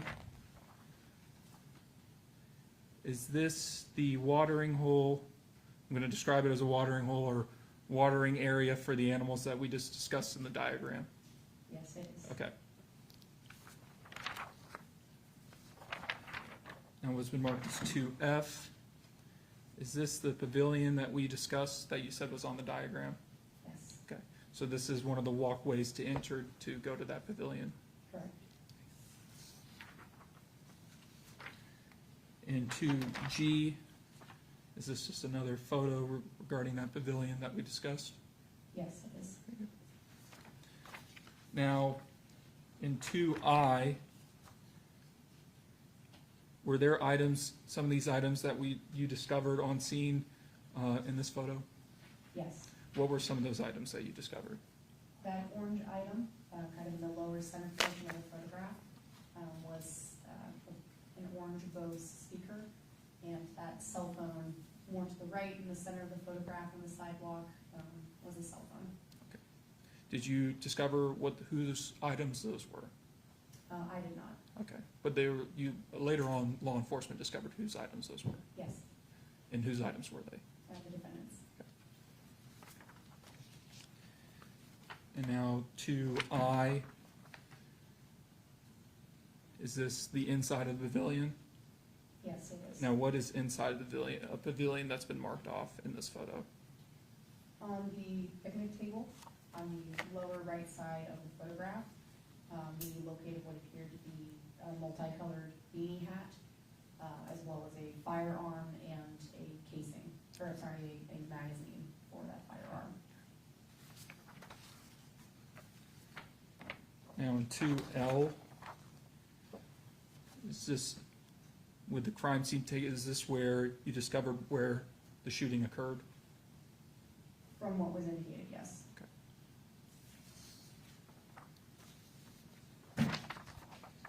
In 2K, there is a lot of remnants of what it seems, what are these remnants here that I'm pointing at next to the fire hydrant? So those various kind of papers and wrappings were left over from medical attention that was provided to the decedent in this case. Because County Fire Rescue had left those supplies there prior to law enforcement arrival. Now, does that occur occasionally when fire rescue is attempting to render aid to a victim, that sometimes supplies are left when rendering aid? Yes, it does. Okay.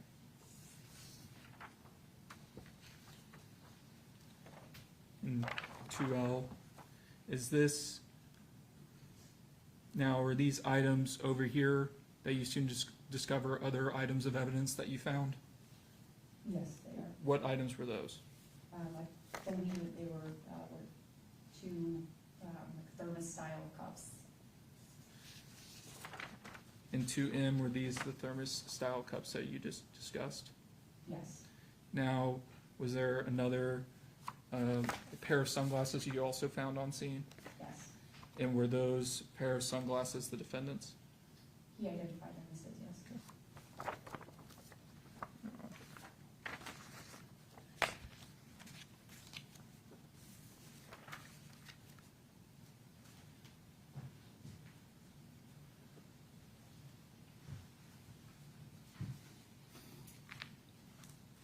State would ask to publish state exhibits 4A through I, Your Honor.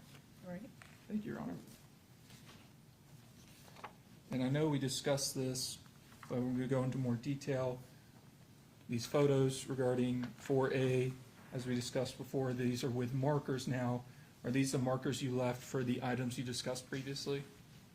Yes, those are the markers CSI Maloney placed. Okay. And the markers that are placed, are these next to the phone and the speaker that you discovered? Yes, that's correct. Okay. Now, for B, is this a close-up of that speaker and phone? Yes, it is. Okay. And for C, is that the speaker again? Yes, it is. Did you notice anything out of the ordinary? Did you notice any sand or debris on that speaker when you found it? Nothing that would appear out of the ordinary for it only being on the ground. And 4D, is that same speaker? Yes, it is. Now, in 4E, as you discussed briefly, again, what is this? That was the multicolored kind of beanie style hat that we located, as well as the firearm and the magazine. And at this point, those had been marked as evidence, right? Correct. And 4F, is this just a close-up of the firearm and ammo that you discovered on scene with Moini? Yes, that's correct. And 4G, is that the defendant's firearm that you discovered on scene with Moini? Yes. And 4H, is it that same firearm just flipped over? Yes. And 4I, what am I looking at here? That was the magazine that was located next to the firearm, as well as the rounds of ammunition that were previously loaded into that magazine. And you didn't find any additional ammo on scene, is that right? Correct.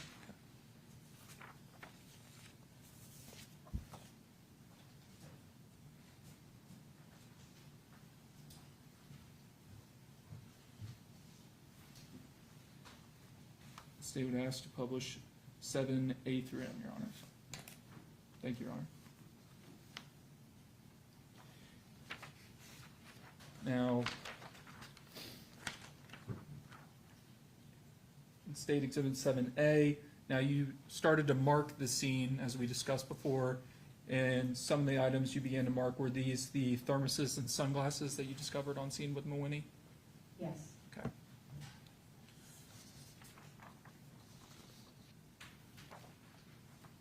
Now, was this just a close-up photo in 7B of those thermoses and sunglasses that you observed near the watering hole? Yes. Okay.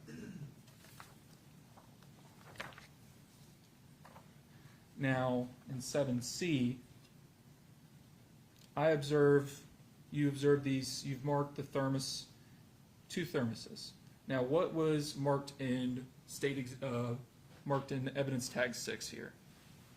That appeared to be a piece of plastic that resembled, at the time, what could possibly have been a handle to one of the thermoses. Was that potentially to the mug on number 5? Correct. Did you discover whose mug was whose? Yes, Was the defendant's mug number 5? correct.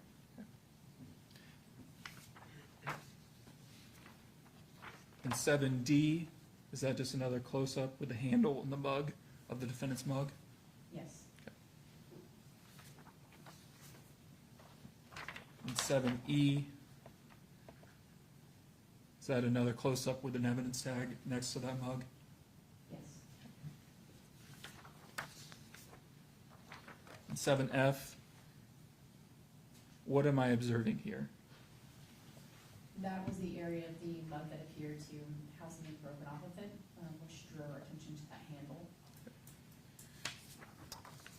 And 7G, is that the handle you're referring to? Yes, And 7H, is this just another photo of that handle from the defendant's mug? correct.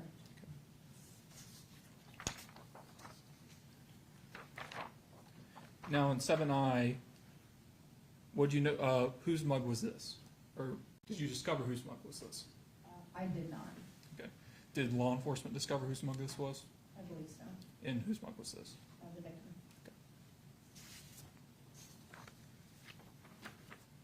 And 7L, is that just another close-up of the victim's mug? Yes.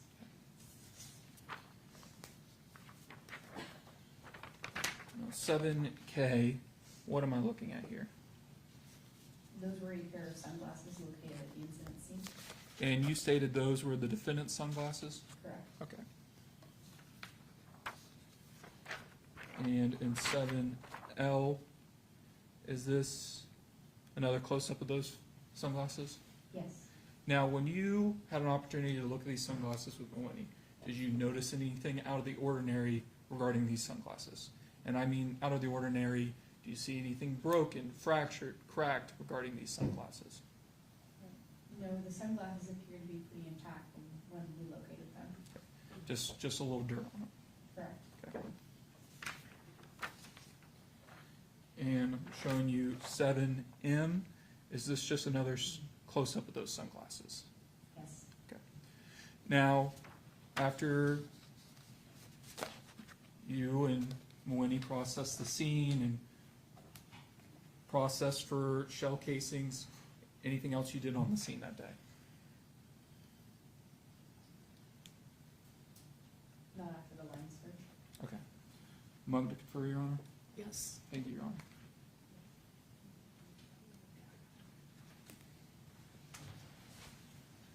State will pass the witness, Your Honor.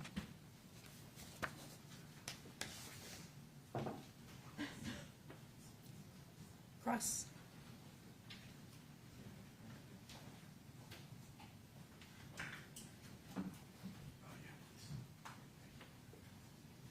Good morning, Detective. How are you today? Well, counsel, good morning. How long have you been a detective? Just about 3.5 years now. And how long has that been in total or in part in major crimes? 3.5 years. So, and you're still in major crimes. Correct. And as a major crime detective, am I accurate in my understanding that you are tasked with investigating shootings, violent crimes, more serious offenses? That's correct, sir. Homicides? Correct. Do you do sex crimes at all or no?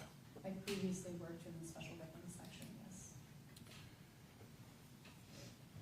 Would it be fair of me to say that throughout your 3.5 years, you've probably interacted with members of the community, either suspects or alleged victims that have experienced some sort of trauma?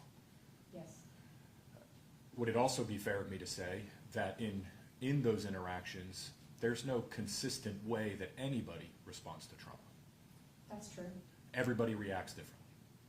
yes, Some people can remain stoic, right? yes, Others can be, emotional wrecks, right? at times, yes, And everything in between. yes.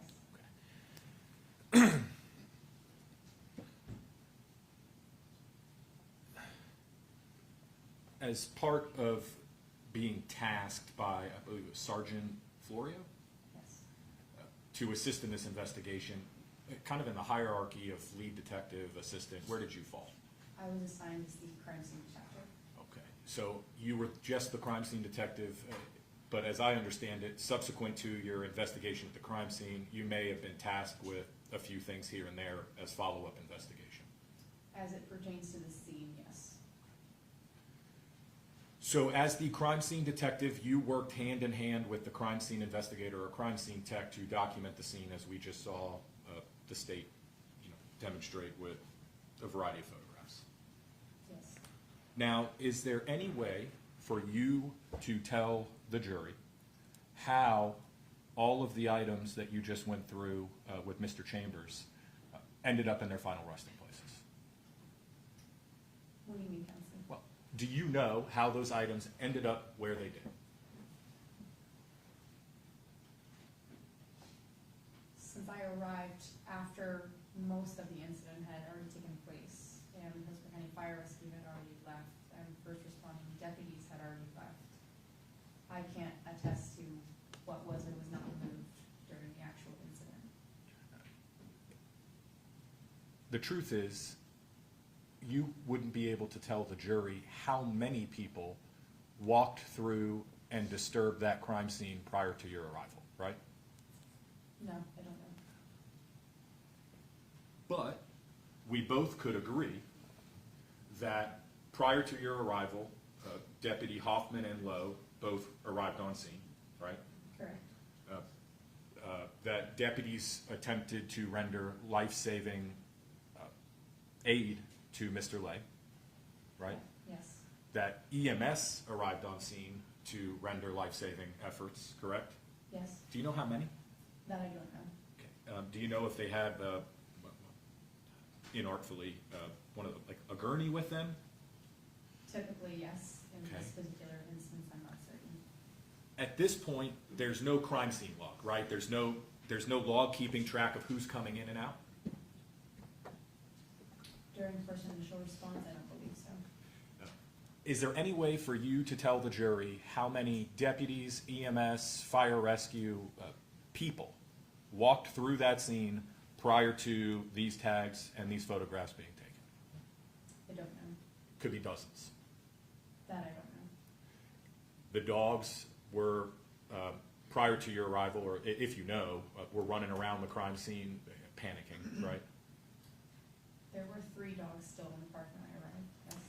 And the point I'm trying to make for the jury, and I think we're there, is that there is no way for us, as you and I sit here, to know how these items, or if these items were actually where they're tagged when this event took place. Right? Yes.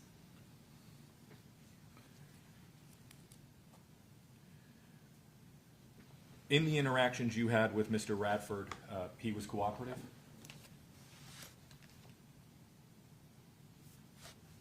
I didn't have much interaction with Mr. Radford. Detective Herrick would have more to speak on with that. Were you present for his interview at the station? I was not.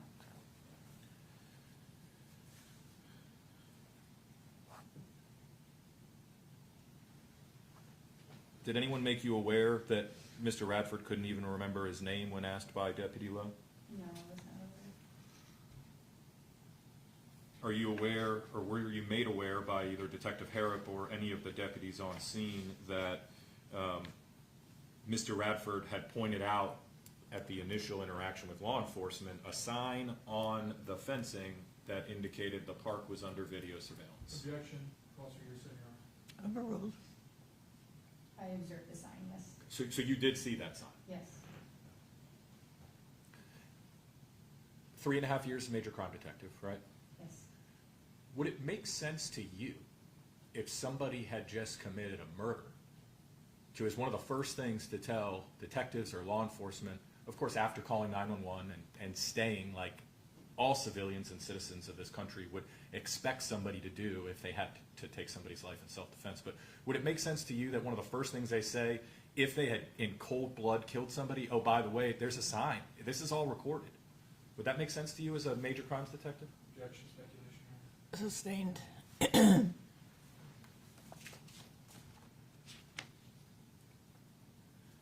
The shell casings you indicated that were found, I think you said 45.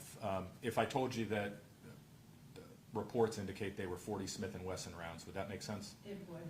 And there's no indication that, or at least I believe I'm accurate in saying this, law enforcement deduced or assumed that those were from some other event, right? At the time, I don't believe we could definitively say that. Well, there was nothing at the time that indicated to us that they were directly involved in the current investigation. Knowing what we know now, we know that Mr. Radford was armed with a 9mm, right? Yes. And it goes without saying, but I'm going to say it, those rounds wouldn't even fit into Mr. Radford's firearm. I would say so, yes.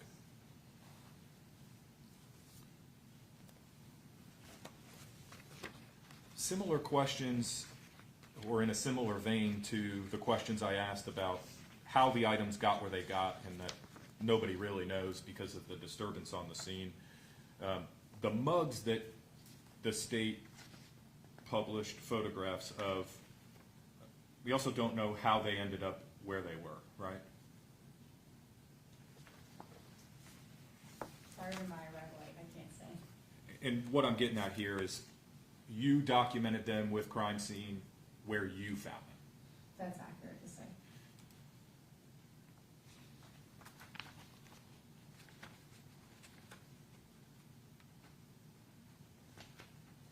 Do you recall if the handle to the mug that law enforcement ultimately determined belonged to Mr. Radford was glued on or screwed in? That I'm not sure. Is that something you all looked into? That I'm not sure.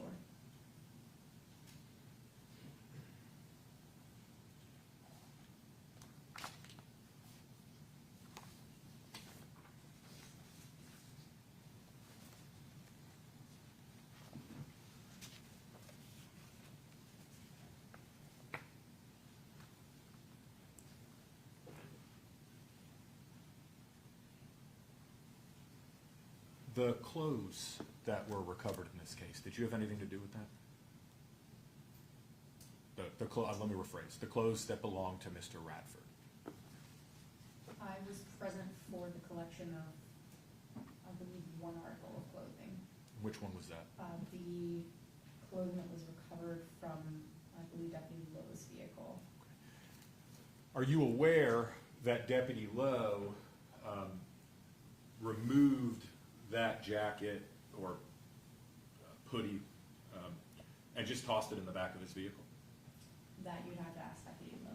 When you received it, was it in an evidence bag? I believe it had already been collected by CSI Morini.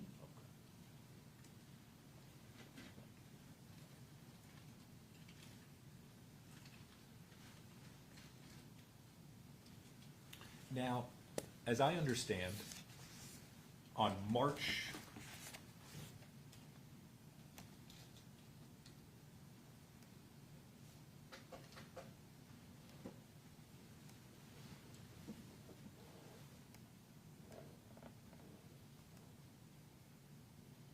I believe it was 6th, you were tasked by Detective Harrop to go perform some type of laser measurement of a house nearby relative to the crime scene, right? No, You were not. no. Do you know who that was? I do not.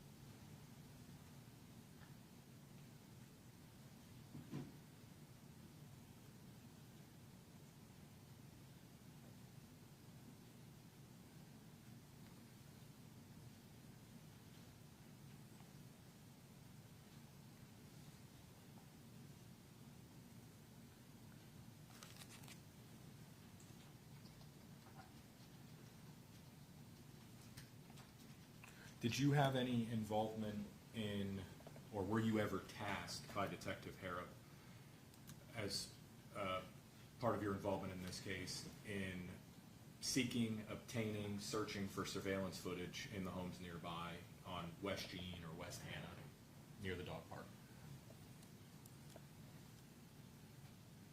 By means of a neighborhood survey or something similar to that, Counselor? In any capacity? My only involvement was the execution of the search warrant on nearby residents that may have had video cameras that faced the incident scene. And when was that? I can't recall, Counselor. Is in March? Yes. Okay. Now, this crime happened on, the alleged crime happened on February 2nd of 2024, correct? Correct. You've been a major crimes detective for 3.5 years, right? Correct. Safe to say, and I think you'd agree with me as we have this conversation in front of the jury, that if video surveillance of a self-defense situation or an alleged homicide exists, that would be one of the top priorities for you as a major crime detective to obtain, correct? Correct. And as a 3.5 year, I would call you a veteran major crimes detective, that you're going to place a high priority on it, not only because of its potential evidentiary value or exonerating value, but they're time sensitive, right? At times, yes. Can you describe for the jury why at times surveillance footage like this is time sensitive? On some cases, some cameras can overwrite data, but not all. And sometimes that data can be erased due to memory capacity. I'm not certified in any kind of digital evidence capacity as And well. nor am I. However, I think from your experience, you've gleaned that whether it's a 7-Eleven or a home surveillance system, the amount of time that evidence exists can be fleeting due to the storage capacity of the device, correct? Sometimes. Now, knowing that, you would place a high priority on obtaining that evidence as soon as possible, right? In most cases. So if you were the lead detective on a case where you were advised potential cameras existed right across the street, pointing at the very location that this incident may have taken place, would you have waited till February 12th to follow up to see if you could obtain that footage? Objection, speculation, Your Honor. Overruled. It would depend on the circumstances surrounding the investigation. I can't say without knowing all the details surrounding each case, Counselor. Would you have waited until March to try to obtain a search warrant to obtain that video surveillance footage? Now, when I say March, we're talking a month after this incident took place. That would depend on when and how I became aware of that. For argument's sake, let's say that you, as the lead detective, were aware on day one that a camera across the street from the West Dog Park had potential surveillance footage. Would you have waited until March to try to obtain a search warrant to get it?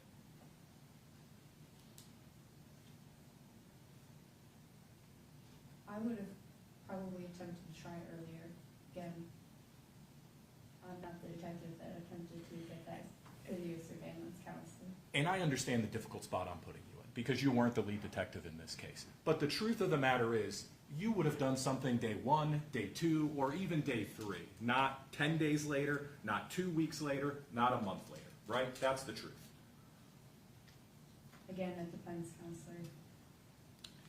And I can understand the difficulty that question poses for you. And I think that the nature of your response has answered my question, so I appreciate that.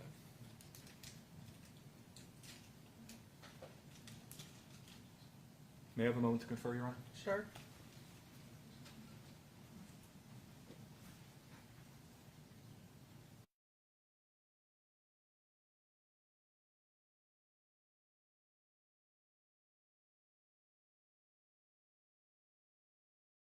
Questions, Judge, I'll send to the witness. All right.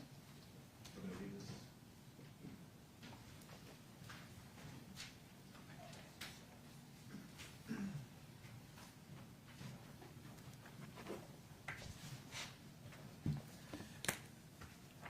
Now, going off defense's hypotheticals here, Detective Nix, can you just, as a law enforcement officer, just walk into someone's house? No, I cannot. Now, what do you need to walk into someone's house? Typically, not in all cases, but in most, either consent to be there, especially when a crime is occurring or has occurring, exigent circumstances for a search warrant. So you need consent or a search warrant, Correct. or, as you said, exigent circumstances, right? Yes. Okay, so, let's say, if someone who owns a house says they don't want you in that house, it's kind of a problem, right? Correct. So you'd need a search warrant, correct? In most instances. In most yes. instances. Okay. Moment to confer, Your Honor. No further questions. All right, you can step down. Thank you. Thank you, Your Honor. She released from her subpoena? Yes, Judge. All right, thank you. Need a break? All right, we'll take a quick recess. All rise.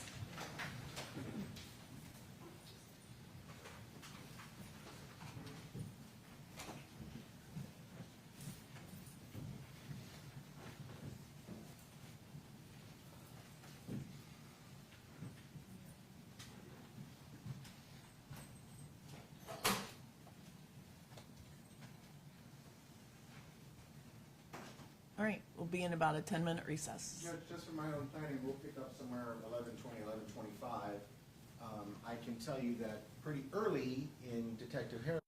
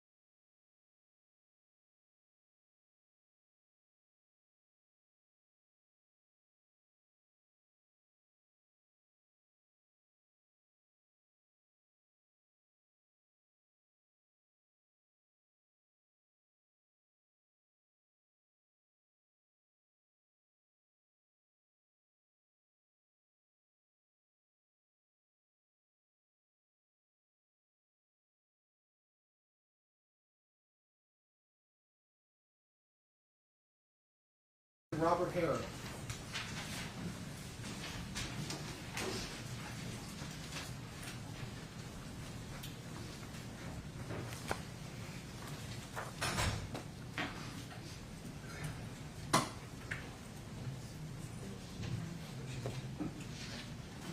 Raise your right hand, please. Yes, ma'am. Do you solemnly swear or affirm that the testimony that you're about to give in this cause will be the truth, the whole truth, and nothing but the truth? Yes, ma'am. Thank you, sir.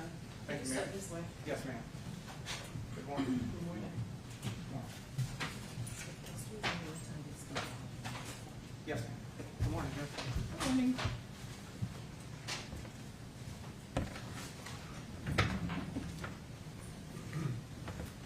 If you would please introduce yourself and spell your name for us. Yes, ma'am. My name is Robert Harrop, Robert, Harrop as in Papa. Yes, ma'am. Detective, well, Mr. Harrop, are you a detective with the Hillsborough County Sheriff's Office? Yes, sir, I am a detective. And what is your current assignment with the Hillsborough County Sheriff's Office? I'm currently assigned to the Special Investigations Division on the Internet Predator Unit. All right, and so that is a different assignment than you would have had February of last year, 2024. That is correct, sir. What were you assigned to February 2024? I was assigned to the Criminal Investigations Division on the Homicide Section. All right, so now you're dealing with people who are doing like child porn kind of stuff on the computer, but before you were doing homicides. That is correct. And how long have you been doing homicides as of February of 2024? How long have you been with them? Well, I was on the actual homicide section at that point for a bit under a year. Prior to that, I worked death investigations in the Special Investigations Division involving narcotics-related homicides as they relate to overdoses, and I did that for many years. And that's what you've been doing in the recent history. How long have you been with HCSO in total? I started with the Sheriff's Office September 12th of 2010, so a little over 14 years. Were you called to the scene of West Dog Park on Occident Street on the date of February 2nd, 2024? Yes, sir. Yes, sir. Explain to the jury, how does a detective get called to a scene? How does all that work? What comes in the immediate moments thereafter? So typically a call goes out, patrol will do the initial response. The homicide section, if it is a homicide, the supervisors are commonly made aware of the incident by somebody on patrol or, another supervisor. The supervisors then will task the detectives on the squad with where to go. In this case, it was 6402 North Occident, which is West Dog Park. And then commonly the supervisors will additionally provide a set of tasks or give you, an assignment as it relates to the actual investigation itself. So pretty much always comes from the supervisor. And what kind of assignments get handed out by the supervisor? Supervisor will commonly assign like a lead detective, somebody to assist them, a crime scene detective. There's an array of different assignments, but there's multiple for every homicide. And so a scene detective, what is their responsibility? Their responsibility is to focus primarily on the crime scene itself, to document the facts.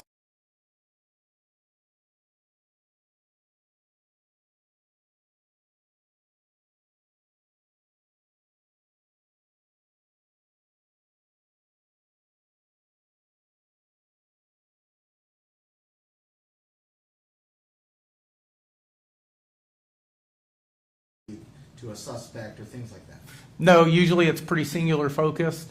Sometimes we have more than one crime scene. There might be two assigned, to go to different places, but it's pretty singular focused on the actual crime scene itself and the evidence. And who was the crime scene detective in this particular case where Gerald Radford is the accused? Detective Kelsey Davis. She's now Kelsey Nix?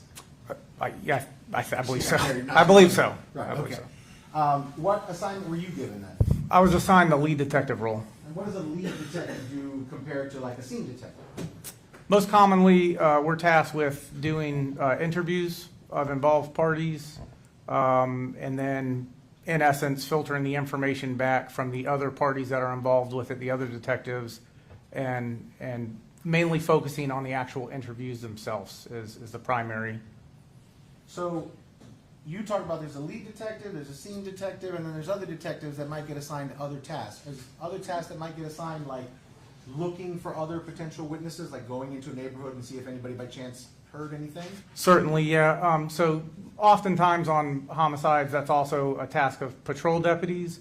But if we are in a neighborhood or something like that, those tasks could include a detective being specifically assigned to what we call like a neighborhood survey, which would be go to like nearby homes and things of that nature, try to talk to people, see if they can develop witnesses. And that can be a primary focus, or there might be multiple tasks that detective is given, but that could be one of the tasks. Is, we live in a modern age, digital age, is another task that might get assigned to other detectives going and looking for surveillance camera, video footage, things like that.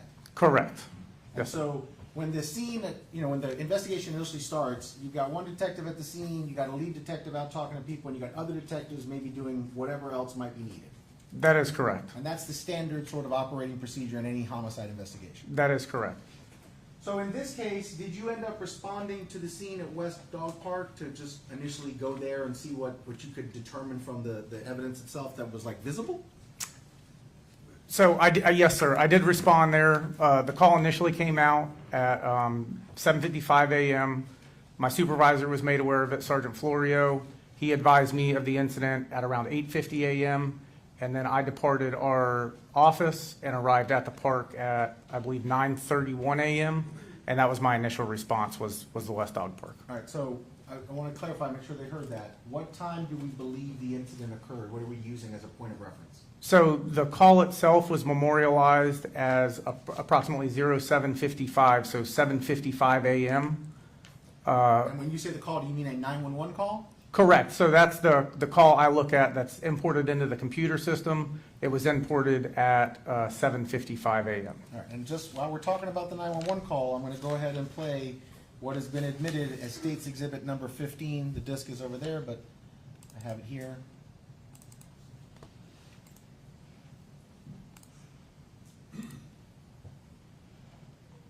February 2024, 07:55 and 07 seconds. 911, do you need police, fire, or medical? Hello, 911. I can't, hang on. Hello? Hello, 911. Do you need police, fire, or medical?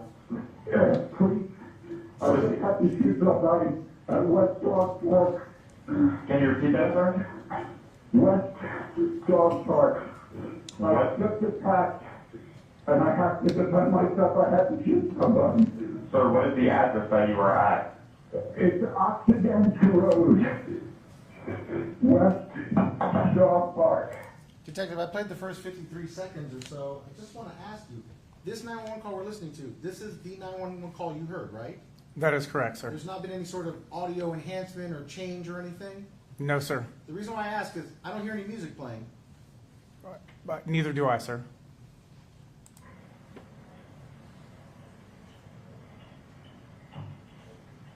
And do you have a weapon on you, sir? I do have a weapon, and I'm unloading it, and it's on the table. I think you might be dead. And about how long does this occur? Minutes. I called as soon as I could dial the number.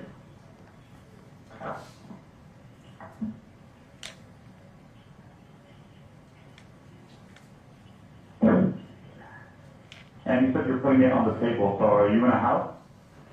No, I'm at a dog park. Dog park. And who did you shoot? This guy attacked me. Do you have to know his name and what's going on? I've been having trouble with this guy for months and months and months.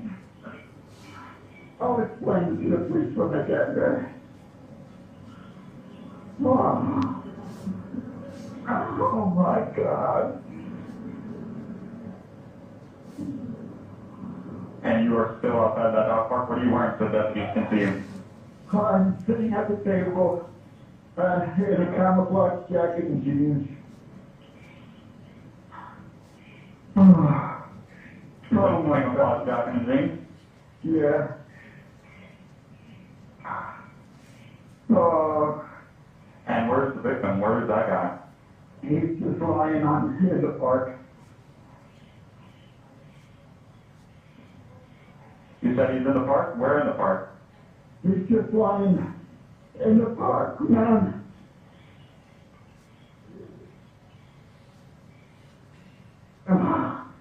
Oh, God. What is your name, sir? Gerald. G-E-R-A-L-D. And Detective, I think I hear the voice saying Gerald, Gerald. Is that the spelling of the defendant's name as you know it? Yes, sir. You didn't spell it incorrectly, did it? No, sir. Was there a pause between where they ask, "What's your name, sir?" and he says immediately Gerald? Is there some pause that we edited out? No, sir. the person you shot, what is he wearing? Shorts and a jacket. Oh my God, I could be dead. What color shorts, sir? Gray, brownish gray.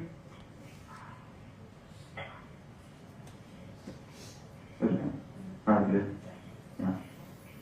Oh man. You got anything?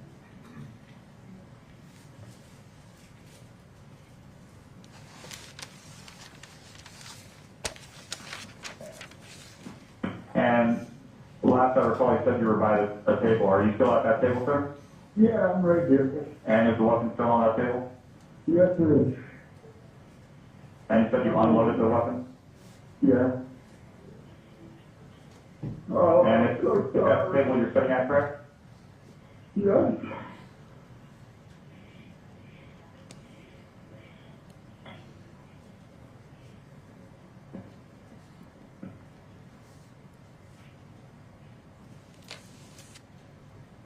And how many times did you shoot him, sir?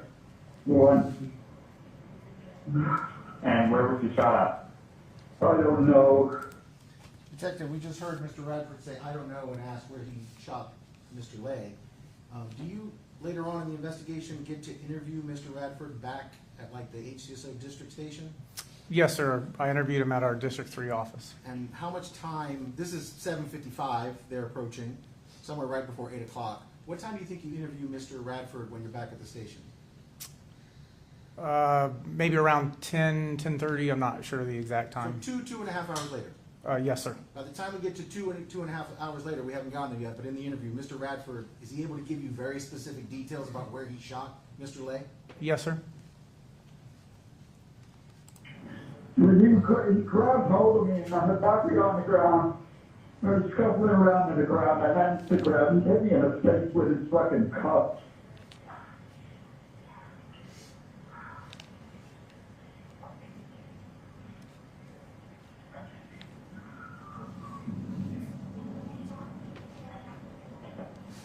I know that's how you shot my man.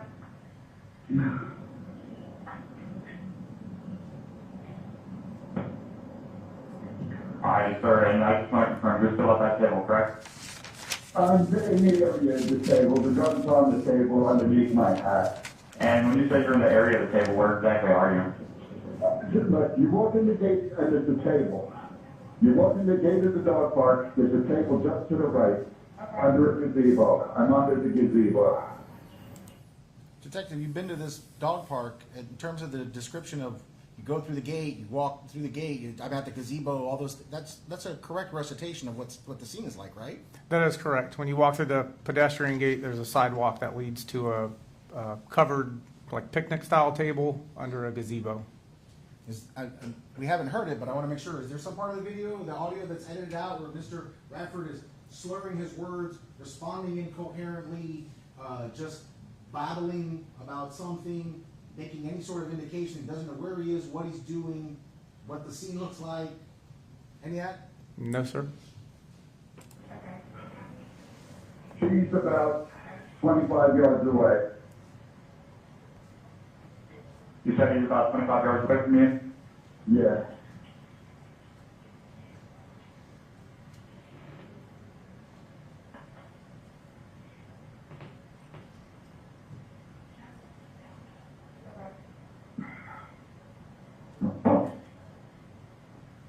should have detected. He attacked me, and I could shoot him. Hello there, sir. Yeah, I'm gonna go ahead and get you over to the fire rescue. Please do not hang up. I won't.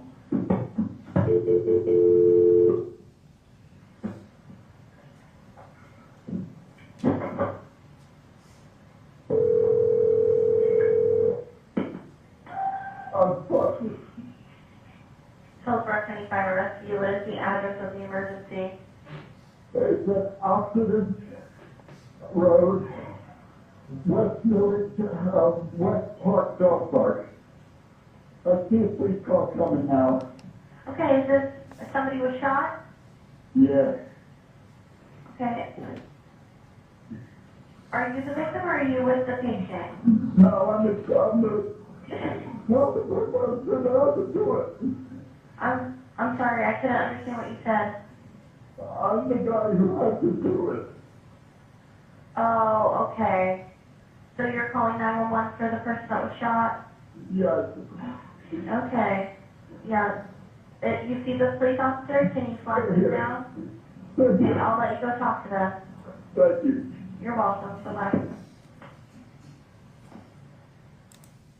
Detective, towards the back end of the call there, we heard Mr. Radford saying things like, I had to shoot him, he attacked me, I had to shoot it, I'm the guy who had to do it. Is there some missing part of the call when you heard it that's not here now, where he said, I thought I was gonna die, I thought he was gonna kill me, I thought he was gonna pound my face in, I thought he was gonna make me a cripple for the rest of my life, anything like that? No, sir, that was not stated. All right, so now you arrive at the park. You know that this is already a self-defense claim, correct? Yes, sir. Now, I want to talk with you, because I'm sure the jury doesn't have any understanding of how this normally works. When a homicide occurs, you get called out to the scene, right? Yes, sir, that's correct. Do members of my office, the state attorney's office, particularly homicide prosecutors, get called to the scene? Yes, sir. And I wasn't the original prosecutor on this, correct? That is correct, sir. But when an investigation of a homicide occurs, there are things for which you sometimes need a lawyer, like you want to get a search warrant approved, or you want a subpoena issued, correct? That is correct, sir. And we assist you in that. Yes, sir, you do. But there is also an agreement between the sheriff's office and the state attorney's office that arrests are not made without the state attorney's office signing off on it, correct? That is correct, sir. So it's not like you can just decide to make an arrest on your own if you really wanted to. Not regarding an investigation like this, sir. Well, I mean, I guess you could, but then your boss and my boss would probably have a conversation with each other. Yes, sir. Okay. And so when it's a self-defense case, is there also another step where sometimes HCSO homicide detectives like yourself have to come to my office and actually make a presentation to what's called the homicide committee? That is correct, sir. So that's a whole nother step, Yes, sir. again, to decide whether or not an arrest is going to occur. That is correct, sir. Would it be fair to say that some of the prosecutors in the room can make you want to have to jump through all the hoops before a decision is made? Absolutely, sir. Okay. So you arrive at the scene and you know that you're already working on a self-defense claim. I just want to ask you about this picture, which is State's Exhibit 2E. Let me click over to that, sorry.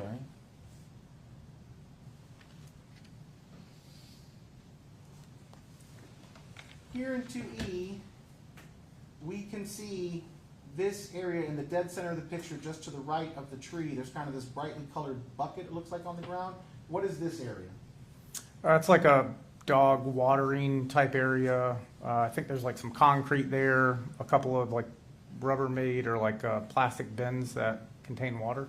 Okay, and so even here in this early picture, you can just make out to the right of this sort of T-shaped wooden structure, there's something blue here on the ground. Do you know what that is? Like a travel style mug. Some kind of mug or something. That is correct, sir. Okay, and so, you know, angles in pictures can be a little confusing or a little deceptive sometimes, but this doesn't appear to be right next to this fire hydrant, for example. It is not, sir.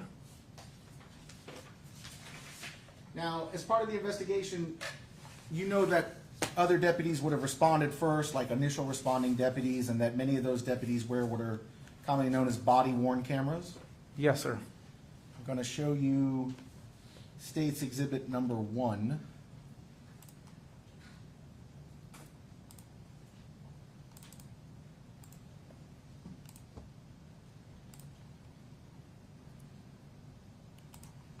I'm going to jump ahead here a little bit.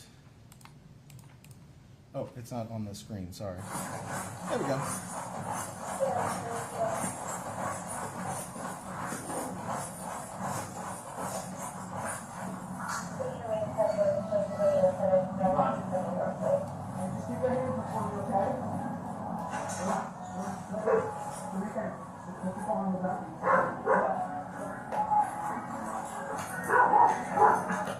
Is that the defendant wearing the camouflage jacket? Yes, sir, it is. I can hear singing.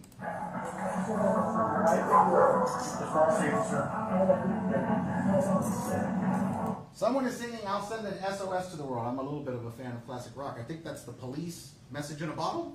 I'm not super familiar with that song, but there's definitely a song in the background. I mean, you don't expect that HSO deputies are walking around with portable speakers on them playing music when they're conducting an investigation, do you? No, sir. What's going on the table?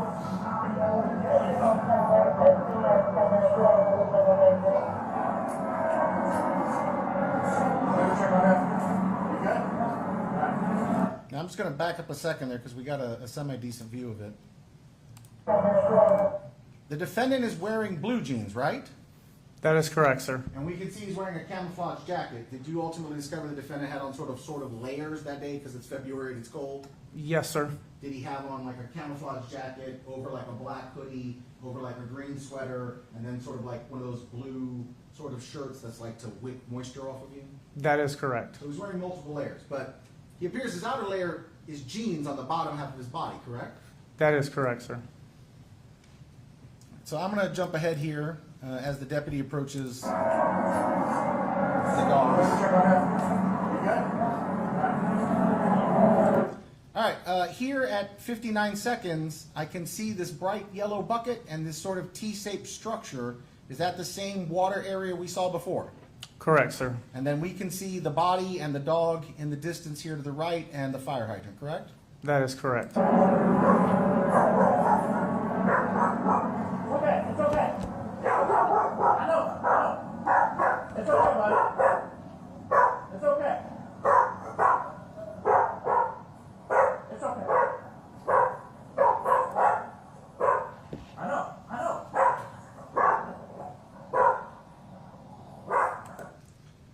Detective, I'm going to point here with the mouse. There appears to be an object right here-ish to the right of the T-shaped wood structure, and another one here-ish to the right of that, between a little closer to the body of the victim, but right at the edge of where you can see the gray dirt. When you were at the scene, did you see items on the ground there? Yes, sir, I did. Did you see the blue travel mug? Yes, sir, I did. Did you also see a darker blue thermos mug with a broken handle? Yes, sir. This would be the first responding deputies, right? Yes, sir, that's correct. Based on the video, it doesn't look like any other deputies have walked through the scene. First emergency rescue, like the EMS guys haven't gotten there yet. Gurneys haven't been wheeled through. Nobody's appeared to have walked through there from law enforcement or EMS to have disturbed the scene, does it? No, sir. They were the first to arrive. It's okay. Here I'm at 127. That object appears to be blue, the one that I pointed out earlier, correct? Correct, sir.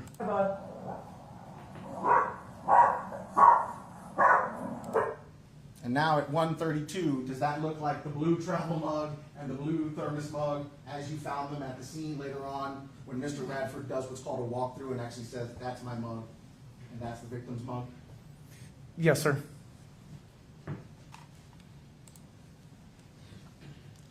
All right, so you now arrived at the scene. You become aware of the fact that there is a person being detained, and that is Mr. Radford, correct?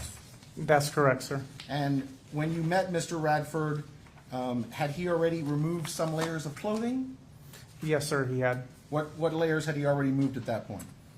I believe at that point, the camouflage jacket that was in the video was removed. I believe there was also underneath that a black hooded like sweatshirt with some white on it that had been removed. And I believe when I arrived, he was wearing a kind of olive drab green in color like sweater, basically. All right, and so here is Defense Exhibit 1. Let me put that up there on the screen for you. Is this what you understand Mr. Radford originally would have looked like? Camouflage jacket, black hooded sweatshirt, and then somewhere beneath it maybe a green sweater and a blue shirt? Correct.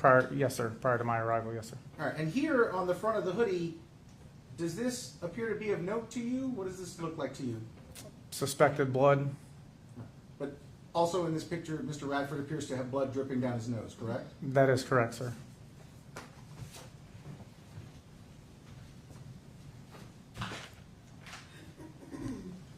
So detective, you are not the scene detective, but still you are aware of a few things that are recovered at the scene, correct? That is correct, sir. One of which is a firearm.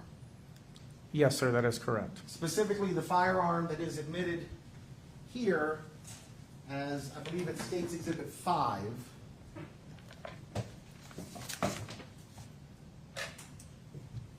Can I get the thing?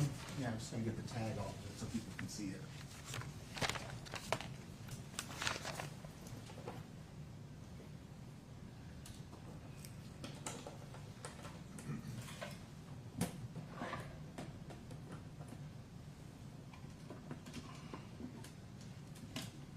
That's a little better. All right, detective, is this a firearm? Yes, sir. Specifically, is this what's called a semi-automatic firearm? That is correct, sir. People may have watched cowboy movies and seen the old style cowboy movies with like the cylinder in the middle that spins and all of that. That's not a semi-automatic, that's like a revolver. Correct, sir. How does a semi-automatic work? You carry one, something similar to this for work, right? Yes, sir. There's this other object over here. What is this? Magazine which holds the ammunition. All right, so if you wanted to load this gun, assuming you had bullets, what would be the process one goes through? You would load the magazine initially with your bullets, and then towards the bottom of that grip is where that inserts, the mag insert. After it was loaded with the bullets, you would put the magazine actually into the gun and secure it. And then in order to chamber around, in essence, or make it to where it was ready to shoot, the slide, which is the upper portion, which contains both the rear and front sight, you would pull that back and let it move forward to basically put the round inside the gun itself. Okay, and so the gun would, for example, this will be easier with a picture. You pull this part up here, is this the slide? Yes, sir. You pull that back, it releases whatever mechanism or whatever, and then slides forward so that the bullet is chambered and the gun is ready to be fired. That is correct, sir. And so, oh, I'm sorry, for the record, I am showing State's Exhibit 4H. That's the picture I was showing. When a person has a gun, people talk about guns jamming. Is that what's also commonly called a stovepipe? Is that a type of jam?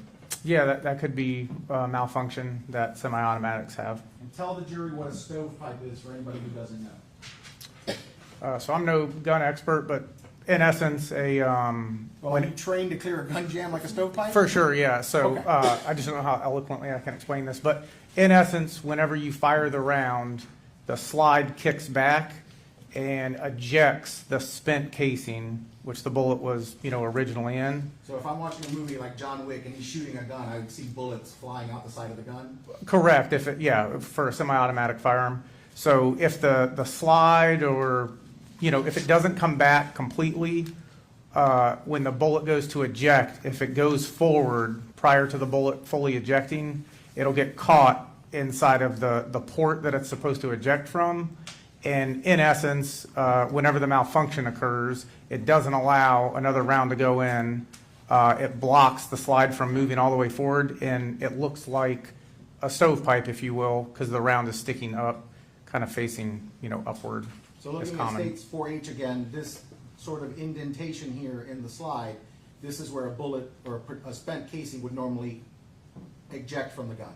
That is correct, sir. The actual bullet goes out the front of the gun, so that's a spent casing. The spent casing comes out of that ejection port. But you talk about it can get like stuck standing sort of straight up and prevent the slide from going back and forth like it's supposed to. Correct. What is the process by which you clear that? Well, you'd have to pull the slide all the way back, clear the round from the slide, and then, in essence, allow the slide to go back forward to rechamber around. All right, and so if a bullet is sort of stovepiped here, standing up, you pull the slide all the way back, that releases the tension on the stovepipe, and it can be ejected, basically.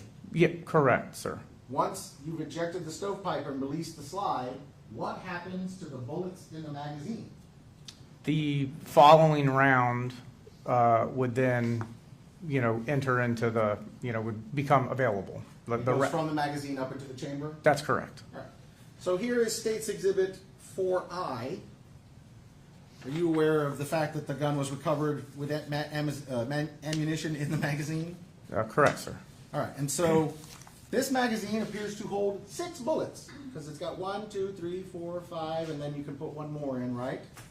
Yes, sir. All right, and there appears to be 1, 2, 3, 4, 5, 6 bullets in the magazine as it was found by the crime scene detectives and the crime scene investigators, correct? Yes, sir. So, maybe the jury doesn't know this. I could theoretically put 6 rounds into the magazine of a gun, put the magazine into the bottom of the gun, like, load the gun basically, rack a bullet or pull the slide back to put one in the chamber. I could pull the magazine back out, which would now only have 5 because one went into the chamber, and I could put one more back into the magazine, right? Correct. Like, for example, you carry a firearm. How many does your magazine hold?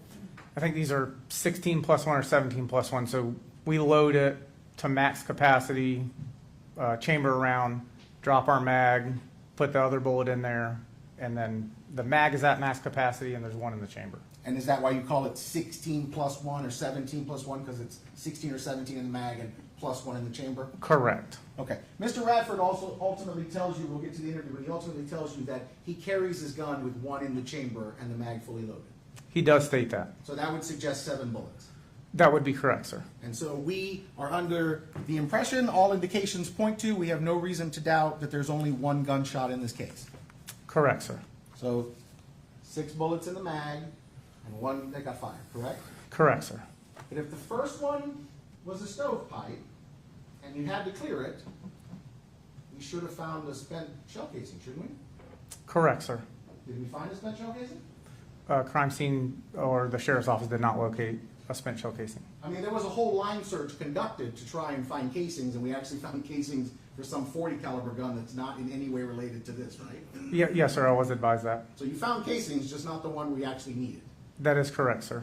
But also, if there were 6 in the mag, and then the 1 in the chamber, the 1 in the chamber stovepipes, 1 from the mag should have gone into the chamber, right?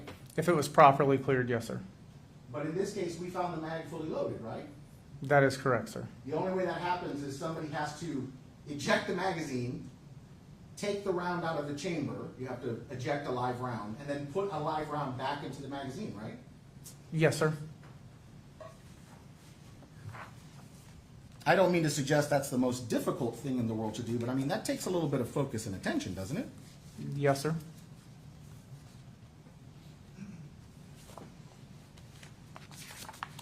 Mr. Diaz, is this a good time to? If you want to, yes, Your Honor, yes. All right, we're going to go ahead and take our lunch break at this time. Same admonition I always give you about no discussion about the case, no coming to any definite, fixed, or final opinions on the merits of the case.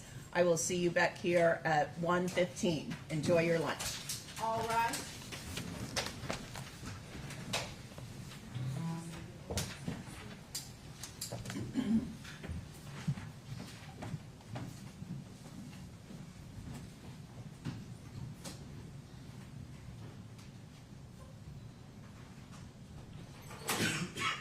Court's in recess.